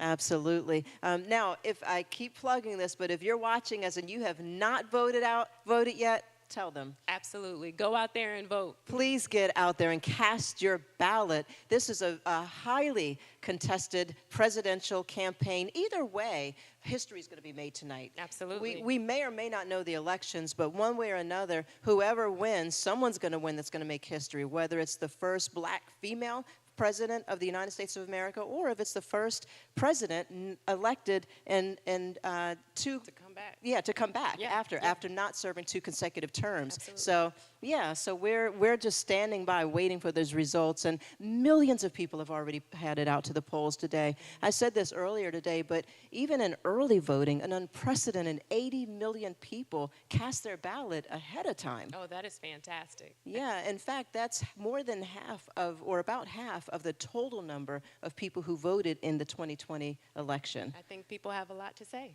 And people have a lot to say. Yeah. So let's talk about what you do, though. You are a professor here at the Cathy Hughes School of Communications at Howard University. How remarkable is this moment and the responsibility of having an opportunity to have a front row seat to watching this all unfold on your campus? I think it really is what you said, that having a front row seat. I think students having this viewpoint and having this opportunity is so much different than anything we can provide in a classroom, although we try our best, right? But we're right in the political machine, and we are allowing them to do exactly what they're practicing in class. And it's a space that a lot of people don't get to until much later in their careers, and here they are right at the beginning, and they're able to just jump right in and do what they know, and we're very proud of them. Oh, I would have died to have access to all of this when I was in school. I wanted to be on TV so bad, and I was at Delaware State University. Go Hornets! They're watching out there. I love you guys. I'm on the board there now. But you know what? We didn't have a mass communications major when I was coming through. I was a journalism major, and I'm so glad that I got my roots set in stone in journalism, because if you can write, you can do anything. That's if you know how to tell a story, that helps you in every aspect of business. And I did end up beyond that going on to be a TV reporter and broadcast journalist. So yeah, I think just setting the foundation makes a difference. What are your students concerned about right now? Talk to me about what it's like to teach these young creative minds. Well, I think there are a lot of concerns, and from a lot of different perspectives. One of the things that we've been talking about a lot is that journalism is changing, media is changing, and so even their role as journalists, what the newsroom looked like when we were there, it's going to be completely different. And so they're worried and concerned that they will be equipped, and also that they will be competitive in this world of journalism, and not even just competitive with other people, but competitive with technology, right? Yeah. There's a lot to compete with. And so some of those concerns are cropping up in the classroom. How do you address that? How do you teach fair and balanced and journalism ethics when there is AI technology that can mimic you and actually become a clone of you? You know, how do you teach the students what good sources are? Absolutely. We teach students to use technology as a tool, not as a replacement for themselves. So there are some ethical ways that they can use, for instance, ChatGPT as an assistant, not as the replacement for the research that they must do, not as a replacement even for the wording and the wordsmithing and all of that, but just as a tool that they can use. There's one thing that I like to tell my students that they have that ChatGPT cannot do. It cannot verify. It cannot be the eyes and ears in the actual space, and it cannot replace a primary source. And so that's what we teach them. Those tools are there, but they're no us. Yeah, and the other thing that we need to teach, students and anyone actually who's relying on technology is that technology has its own biases. AI technology, much of the AI technology, I can't even say it. ChatGPT. Yes, ChatGPT. For some reason, it's been a long day, y'all. But ChatGPT only goes back a certain amount of time. So when you're using, yes, exactly. So when you're using and relying on this technology to answer your questions, and it's not necessarily answering it in the voice that you intended, it's leaving out a lot. So let's just say, back when, it goes back as far as 2022. Well, I hate to say this, but Black Lives Matter, didn't matter as much, before the George Floyd. So you're looking at 2020 when some of the biases started to kind of change and come around. DEI is being phased out. And likewise with women, the voice of women is underrepresented in technology right now and in AI. So we can change that, though. And the thing that's exciting to me about the Cathy Hughes School of Communications is that these voices, these stories are all being documented in history. Each of you are being a part of history. So your writing is not just important to your university or to you, it's actually being cemented in the history books right now, because what's taking over what we relied on, which was Wikipedia and the Webster Dictionary, now you're going to have AI technology answering. So when you're writing, it's really, really important for you to make sure that you're doing your homework and that you're not perpetuating lies or misinformation. Absolutely. One of the most important things that I like to teach as well is that you talked about how AI has bias. It replicates the bias of its coders. So when we do talk about things like race or like gender, a lot of those things that are baked right in are the exact same things that are baked right into our society. It doesn't necessarily differentiate. And I think that's a frustrating thing when we're talking about things from a HBCU perspective or from a Black, Indigenous, people of color perspective. We have the onus to tell the story accurately. We have the onus to tell the story fairly. But accuracy and fairness can look different depending on what race you are or what gender you are. And, ChatGPT is going to tell it the same old way. Absolutely, so it's up to us to tell it correctly. Yeah. What do you tell your students about keeping their feelings, their emotions out of this right now? Because we don't know what's going to happen, but we know definitely something new is going to happen. A new person's going to be in office. It may or may not be the person you voted for, but change is going to come. So what do you tell the students about how to embrace, today's one day, but tomorrow you got to put a smile back on your face and do your job? Absolutely. That's it right there. Okay. So there's two ways that we address this. The first way is by ensuring that we repeat and repeat and repeat, that we must be objective, no bias, and we must be fair. And I think here it's critical to say that VP Harris is alum of Howard, and she's a Black and South Asian woman. Like, she's everything that many people hope for, but those desires and hopes cannot make it into the story in terms of editorializing and things like that. So the first thing we just say is we've got to keep it fair, keep it objective, and tell the story as it is, not how you want it to be. But then the second part of this, and I think this is one really good thing about being at an HBCU, is the relationships that we develop with our students. We make space for them and their feelings in class. We understand that what happens might be hurtful, it might be tumultuous. They're reporting in a time of history that has never been before. And so we make space to talk about those feelings, to talk about the frustrations that are happening when reporting. And I think that helps if they have a space to kind of air that out. And then we can bring that back to, okay, this is what goes in your journal, and this is what goes in the story. Exactly. Yeah, right. I love that. Speaking of HBCUs, you didn't go to an HBCU, but you consider Howard University your family, because it's hard not to want to be part of this community, right? It's so, oh my goodness, it's so electric. Yes. It's so wonderful. Tell me, what's the difference, though? Do you notice a striking difference between the experience at a non-HBCU university versus this HBCU feeling here, this vibe? From the moment you step on campus, it's family. I remember prior to this, I taught at a different HBCU, and I remember my very first day, I walked into the bookstore and I saw on the shelf hair relaxer. And I said, oh, this place is for me. Yes, yes, They're not playing about that. But I think the relationships, the history, the legacy is completely different. And I think the biggest difference, honestly, is the way in which the faculty care. And I don't mean that other faculty don't, but what I mean is we are literally family. We're with students during their most difficult times. We are extensions of their actual family. And so I personally did not experience that at my undergrad, at my PWI. You feel a little jealous, right? I feel very jealous. Yeah. I get that. No, and no disrespect, and all in jest. But no, I get that, because even me, I mean, listen, this is my first time being invited into the HU family to do a live broadcast. And let me tell you, y'all might not be able to get rid of me. I'm loving it. I want to go back to school now. You're family now. You're a bison. Thank you. HU? You know. All right. See, I got that part down. It, yeah. Listen, it's been an honor talking with you and having you. Thank you for the work that you do, because these students really do need to hear from the best. Mm-hmm. And the fact that you dedicate, all the teachers here dedicate your time. I always say, those who know. The vibe at an HBCU is unmatched. Right. And it sets you up for all of your successes in life. It doesn't matter where you go, what newsroom you step into, or what newspaper, or what job, what bench you sit on. One of the students earlier said he'd like to be a judge. I'm here for it. But the foundation you get is just unmatched, and it sets you up to do anything. So thank you for investing in our students. Thank you so much. We love it. It's what we live for. All right. So again, if you have not voted, get out and vote. I'm going to thank Dr. Christine McWhorter for joining us today. And thank you so much for having me. And bring me back sometime. All right? Okay, I'm going to hold you to that. We definitely will. Thank you. And right now, I want to turn it over to my co-host, Mr. Shorty Corleone, with some more HU trivia facts. Thanks, Kathleen.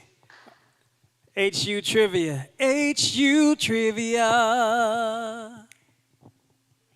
HU trivia. HU trivia. HU. All right, it's time for some HU trivia.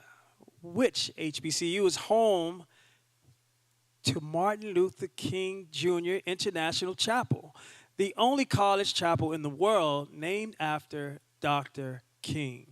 Is it A, Morehouse College, B, Howard University, C, Hampton University? All right, we'll give you a minute to think about that, and let's get back to the song and the jingle. HU trivia. HU trivia. HU. All right, yep, you got it right. Morehouse College, that's right. All right, a little fun fact for you.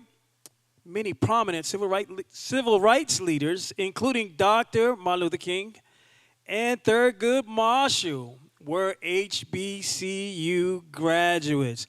Again, we want to thank you for hanging out with us and playing a little HU trivia. Now back to the live stream. Say what, say what? Ready, ready, ready, ready, ready. HU trivia. HU. HU trivia. HU trivia. HU trivia. HU trivia. HU trivia.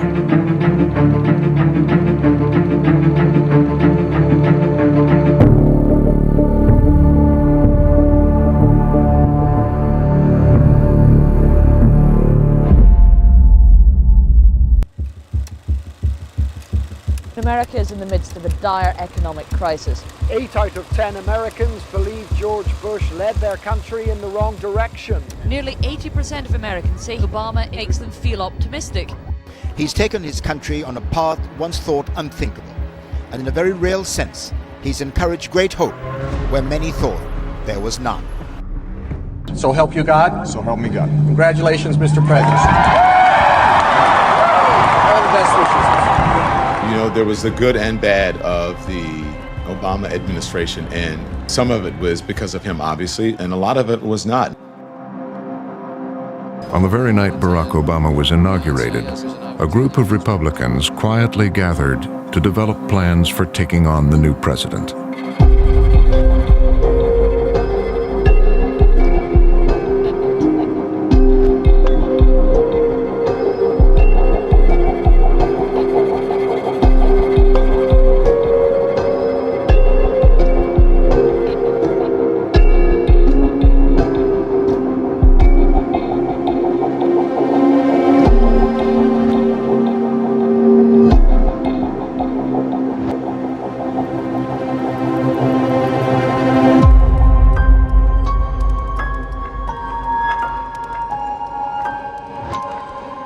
Earlier this week, I signed into law the American Recovery and Reinvestment Act.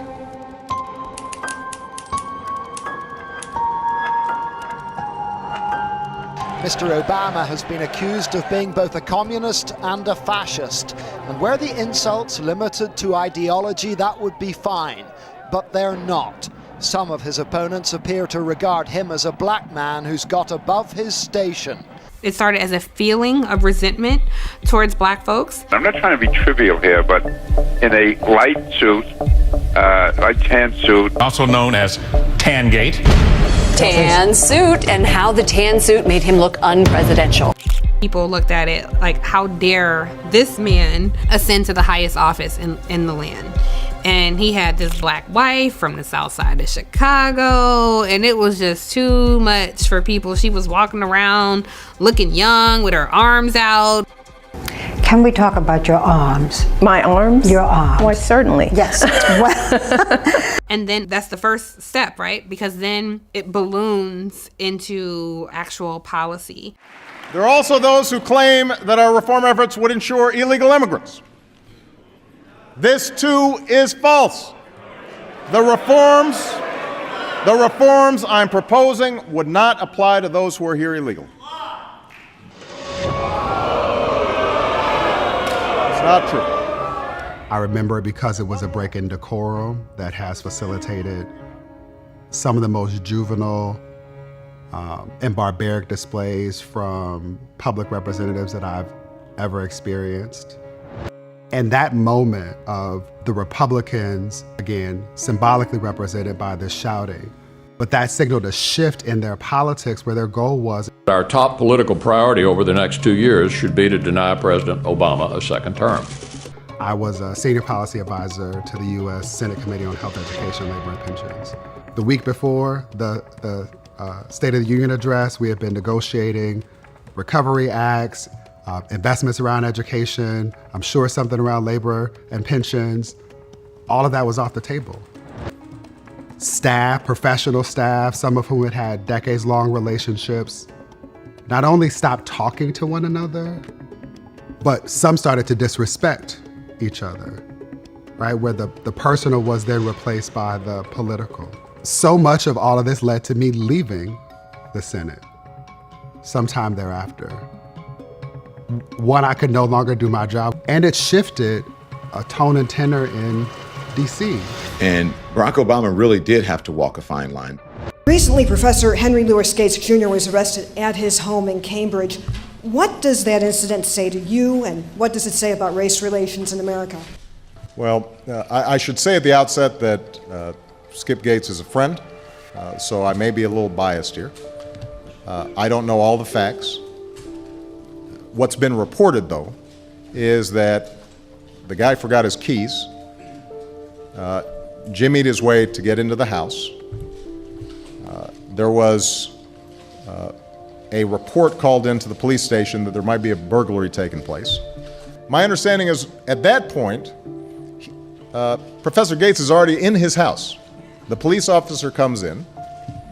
I'm sure there's some exchange of words, but my understanding is that Professor Gates then shows his ID to show that this is his house.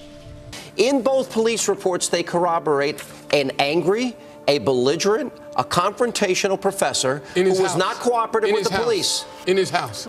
And at that point, he gets arrested for disorderly conduct, charges which are later dropped. And here's the deal. These police officers, Jacques, they're putting their life on the line. They were responding to a call to help the owner of this home. They were not putting their life on the line in Skip Gates' house. Wait a minute. You don't know that. Yes, I do. You don't know that. He was unarmed. There's nothing in that report that suggested he was armed or a threat to that police. I don't know, not having been there and not seeing all the facts, what role race played in that. But I think it's fair to say, number one, any of us would be pretty angry. He was with the cab driver who had driven him from the airport, from his trip to China. You're defending this behavior. Skip Gates is the victim. The fact also remains that the neighbor, his own neighbor. The Cambridge police acted stupidly in arresting somebody when there was already proof that they were in their own home. Here's what bothers me the most about this. This is the President of the United States, and this is a bad example by a Harvard professor. So a black man cannot yell at somebody in his home? Is that a good example? Is that dangerous? Does that make him a threat because he yelled at a white person standing in his house? A white person. Oh, now you're going to turn this racial? There is a long history in this country of African Americans and Latinos being stopped by law enforcement disproportionately. Barack Obama had to be perfect. If you're a black man in America, and I'm speaking for black men, and for black women as well, but I'm a black man in America. I know from experience that the rules are different, that people treat you differently, that the bigots and the racist and, everybody really is sort of out to get you.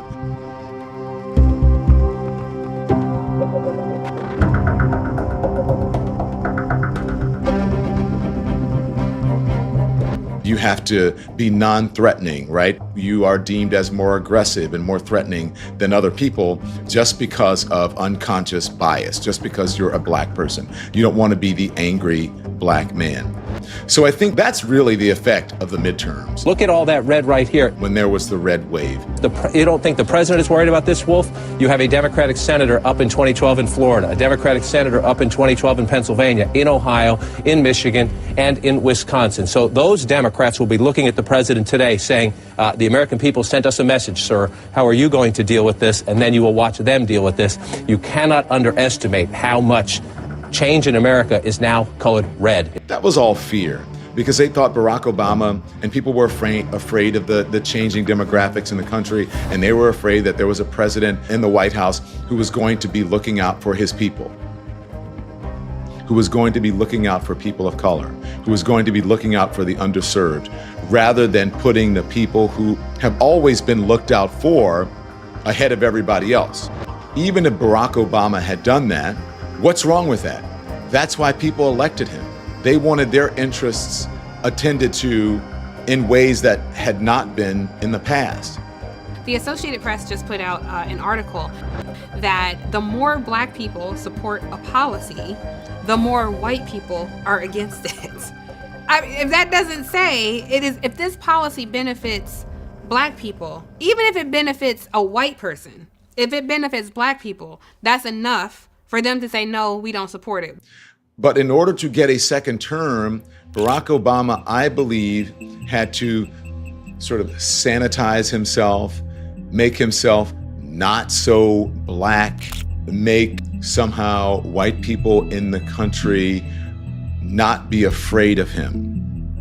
So I think the backlash was just a natural progression of the racism and the bigotry and how Republicans use racial fear and racial bias to gin up racial fear in this country so that they can control an electorate. And they did a very good job of that during the midterms at that time. I think people lost faith in the system because you put all this faith in one man and then you realize one man can't do it if he doesn't have the support, of the rest of the bodies. The reception wasn't that grand, and we knew it wouldn't be, right?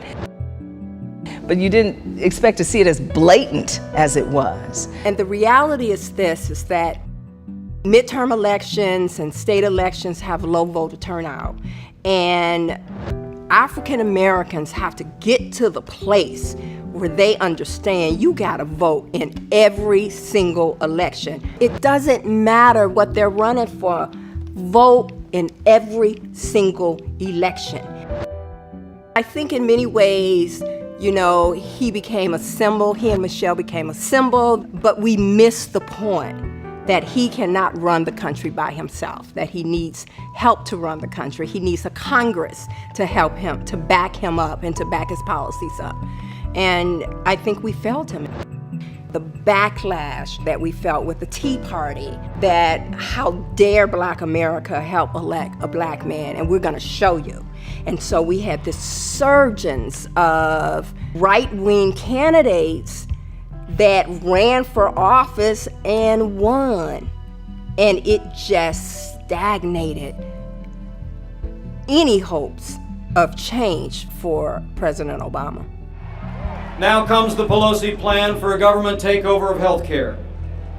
It's a freight train of runaway spending, bloated bureaucracy, mandates, and higher taxes, and it must be opposed. This was a wing of the Republican Party that was preaching economic conservatism, less government control, and were really opposing any kind of substantial aid to help African Americans in the economy. And there was a great number of these people on the local and state level. And you were getting a group within the Republican Party that was more anti-establishment. And that's why we have a divided Congress and a divided Senate. It's not his fault, but it's because of who he is, and it's because of the time. We're in a country divided in many ways, where certainly we're divided on some of the issues, but we're also a country that's divided along racial lines.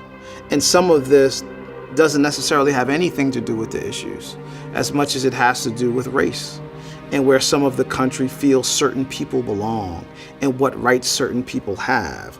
And I think until those things are addressed or confronted in a real way, you'll always have a situation where anything can happen. People were so afraid, and they thought that the country was moving in a direction that was not favorable to white people. All of a sudden, there was the explosion of the Tea Party.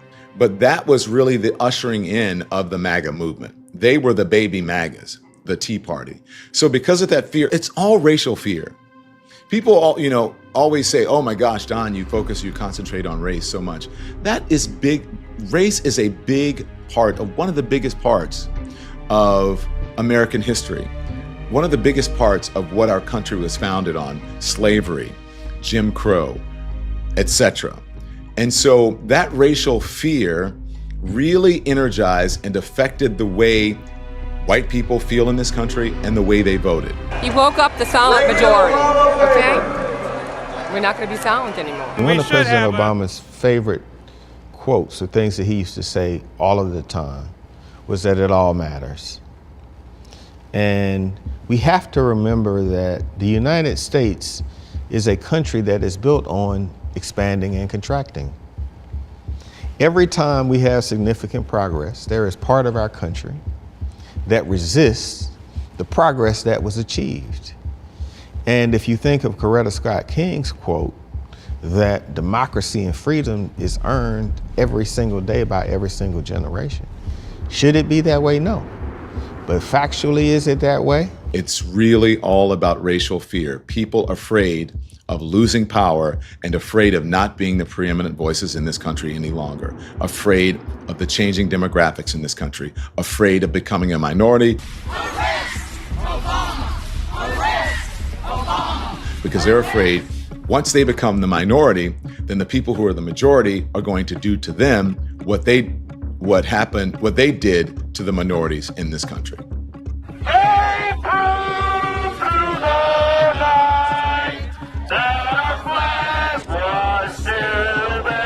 So that ushered in the Tea Party, and then the Tea Party ushered in the Maga movement.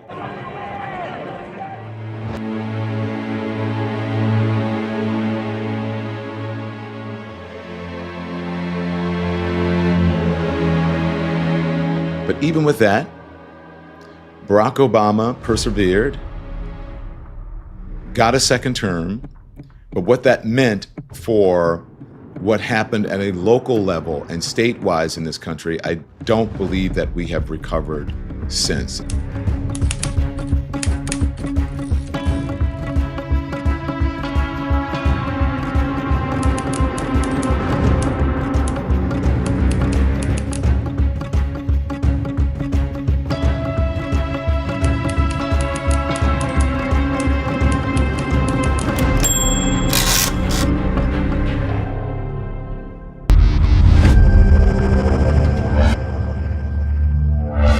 I would say at every stop that I was going to be his major critic after he won. You had been going on for months about President Obama's birth certificate. Right. Was that a distraction? No, I think it was probably something that made me very popular. I mean, I was leading in every poll. You had this neophyte, inexperienced, foul-mouthed womanizer who couldn't ever tell a legitimate truth, running against a woman with enormous experience, who had all the political background you needed, and it looked like this was not going to be a problem.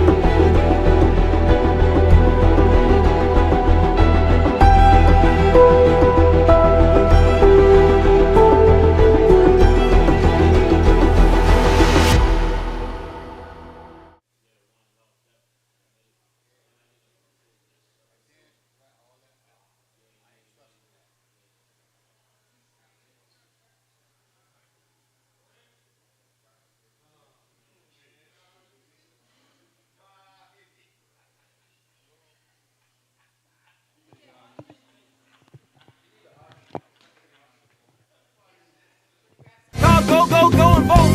Featuring the creatives. Right here from Kramer Shorty Corleone. So what's the what? Ready? Go vote. Go and vote. Go and vote. Go and vote.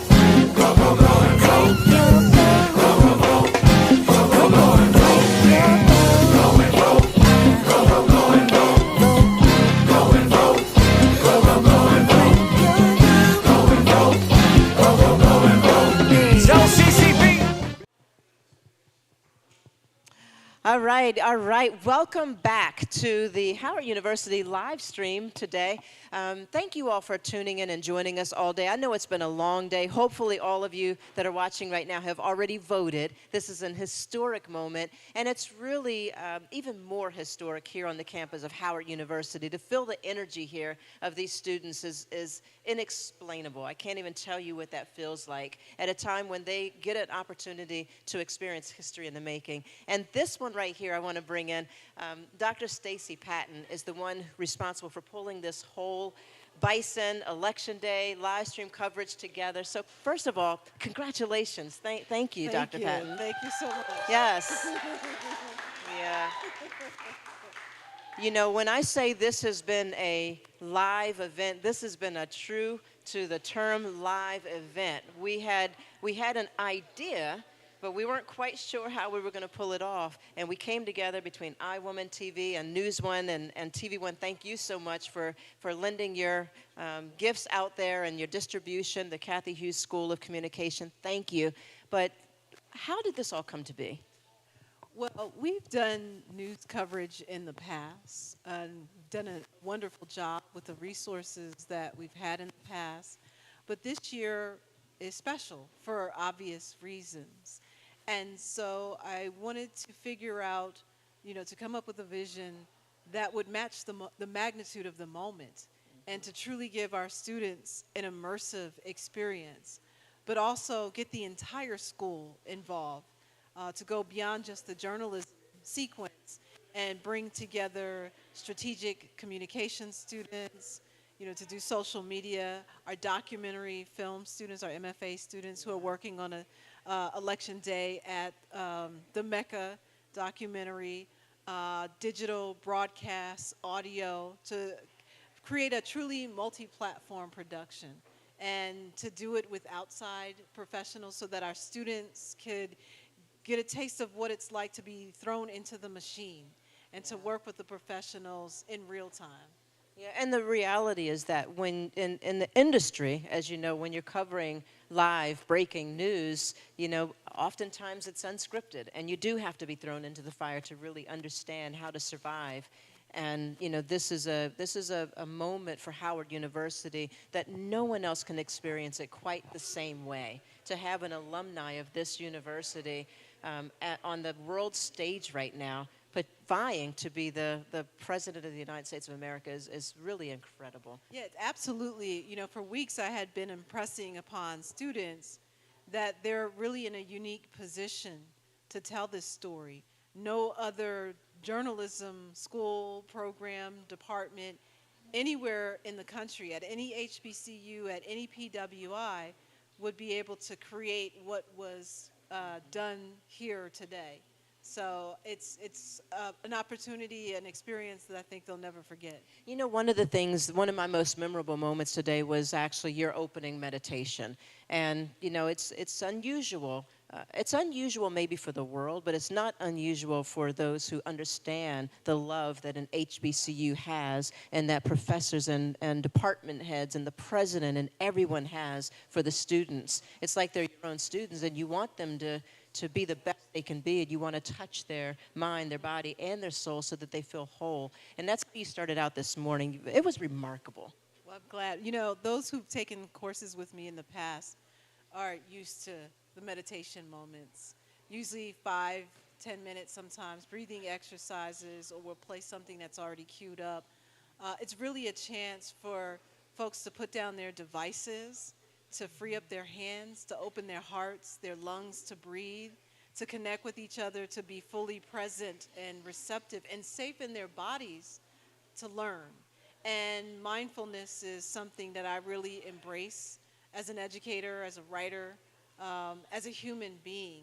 And it's the most magical thing to walk into a classroom with 20, upwards of even 80 students, and they've got their eyes closed and their hands open and they're relaxed, sometimes laying on the stage or the floor, and that kind of safety. And HBCUs create that kind of space for young people that really doesn't exist in other spaces. So every chance I get in a room full of people like us, It's like we're going to breathe. You know, we're going to count. We're going to relax and connect with each other. And that's more important than ever for such a time as this. The microaggressions and macroaggressions that these students have been telling me that they've been feeling on campus, you know, some aggressions from a lot of racist remarks. The KKK has had some interactions with students and outside of campus and everything. And people are really angry that Black people are getting a chance to experience this moment and celebrating this moment. Yeah, that, you know, it's so true. I emphasize solutions journalism, ground up storytelling, stories about Black life that go beyond long suffering and death and failure. The corporate media's narratives and distortions of our humanity are not the sum of who we are. And so I think what we witnessed here in this space today was a very powerful and rich counter-narrative, right? There was joy in this space. Sometimes we had to wing some things. We didn't know what was happening next, but we found a way. And there was safety in this place. And so I want these students to hold on to this quality, multifaceted, multi-collaborative experience and hold that with them, because this is what it could be. You know, we were listening to CNN upstairs, and just the tone, just the constant nasty remarks on repeat, over and over and over, create this psychological ecosystem that can really weigh on our senses and on us spiritually, emotionally, intellectually. And so that's why spaces like this are so important to be restorative. And we can have solutions-oriented journalism, but we can also document our own experiences. So there was a lot of like we had a New York Times reporter documenting the students. We had film students documenting the journalistic, you know, stuff that was going on. And this is how you take ownership of your own story.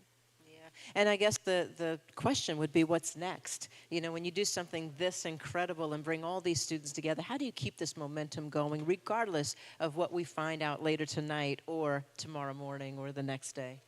Well, as I emphasized in the meditation, right, we're storytellers. We got to tell the story no matter how it ends, right? Tonight or tomorrow or Friday, whenever it is, this story is going to end one of two ways. It's either going to be a story of an alumna who was birthed by this institution, who found her voice and identity here and political consciousness, and will make history. And we'll see the joy and excitement that unfolds, but also the backlash, because this country is very consistent. Anytime there is progress, it is always, you know, followed by virulent backlash. Or this will be a story of defeat, but a candidate who is at home at the institution that she loves, around people who will love her through this moment. Talk about what's happening on campus tonight, because like I've been saying all day that Vice President Harris has decided to make Howard University her campaign night headquarters, and so we're going to be seeing her. The students on campus have been getting excited and ready for this moment, but tell our viewers exactly what's planned for tonight at Howard. So there will be 15,000 people on the yard. Wow. We've had, you know, a couple thousand media outlets that have tried to vie for access, so that's been, you know, quite a feat trying to get in. We have a faculty member and some students who will be able to be in the press pool to document that moment, to get some footage. About 1,000 students will be given tickets to attend as spectators, so they'll be immersed in that space. In this building, we'll be here all night. I'll have some. We're having a party. It's going to be a watch party with the students tonight here. Pizza and cupcakes, right? So we're just going to wait. Yes. And we're going to report, and whatever unfolds, we'll be ready to document it. Very nice. And so there's two things. There's a party that's happening on campus that the vice president is going to come to, we're told. And then there's the big event at the theater tonight when hopefully we'll get some results. But as history shows, we may or may not know tonight you know, what the outcome of this election is going to be. You did one thing. So first of all, I want to thank you. I want to thank you on behalf of iWoman TV, on behalf of the Howard University Cathy Hughes School of Communications, and also just on behalf of our students, because what you've done is really audacious. You didn't know, again, how you were going to do it, but you had a dream, and hopefully you can rest easy tonight knowing that you pulled it off. Yes, thank you for that. This is really a gift to the students. You know, all the students that I've ever taught know that I teach with love. They are my godlings. I serve them. I always say, in order to master the craft of teaching, you must first be a servant to your students in every way. And so this was service to them. And I wanted them to walk into this building, taking a deep breath and say, oh, it smells good. Oh, it's nice in here, right? To be fed all day, to feel safe. You know, to collaborate, and I think they had that kind of experience. So they have risen to the occasion. So thanks to all of you as well.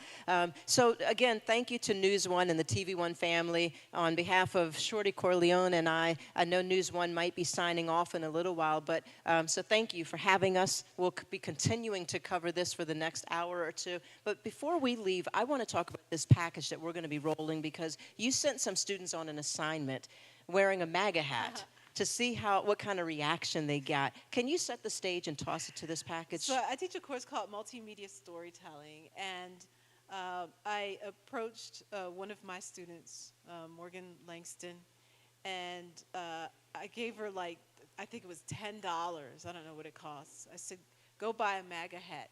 Find it at the train station, wherever, and I want you to do an experiment wearing the hat. And I got the biggest side eye, like, imagine. You must be, Dr. P, I will take most pedagogical journeys with you, but I'm not sure I could do this one. But anyway, she found a willing classmate, Morgan Bryant, and Miracle Bryant. And so she said, I'll wear the hat. And she wore that hat. Around campus and around 4 days. So Morgan shadowed Miracle and just got all kinds of, you know, just a usual day in the life of a student, going to the dining hall, going to classes, going to the library, walking around near the yard, and chronicling, you know, from a visual perspective, what those moments were like. And then she did a funny voiceover. And the big takeaway, as her story says, you know, this could have not ended well. Right. It's very audacious for a student to walk on an HBCU campus wearing a symbol that's so politically divisive and charged. But the most she got was giggles and side eyes. And she pulled it off. She pulled it off and survived to tell the story. So in a minute, we're going to actually be joined live by Morgan and Miracle. But right now, let's watch their fine work.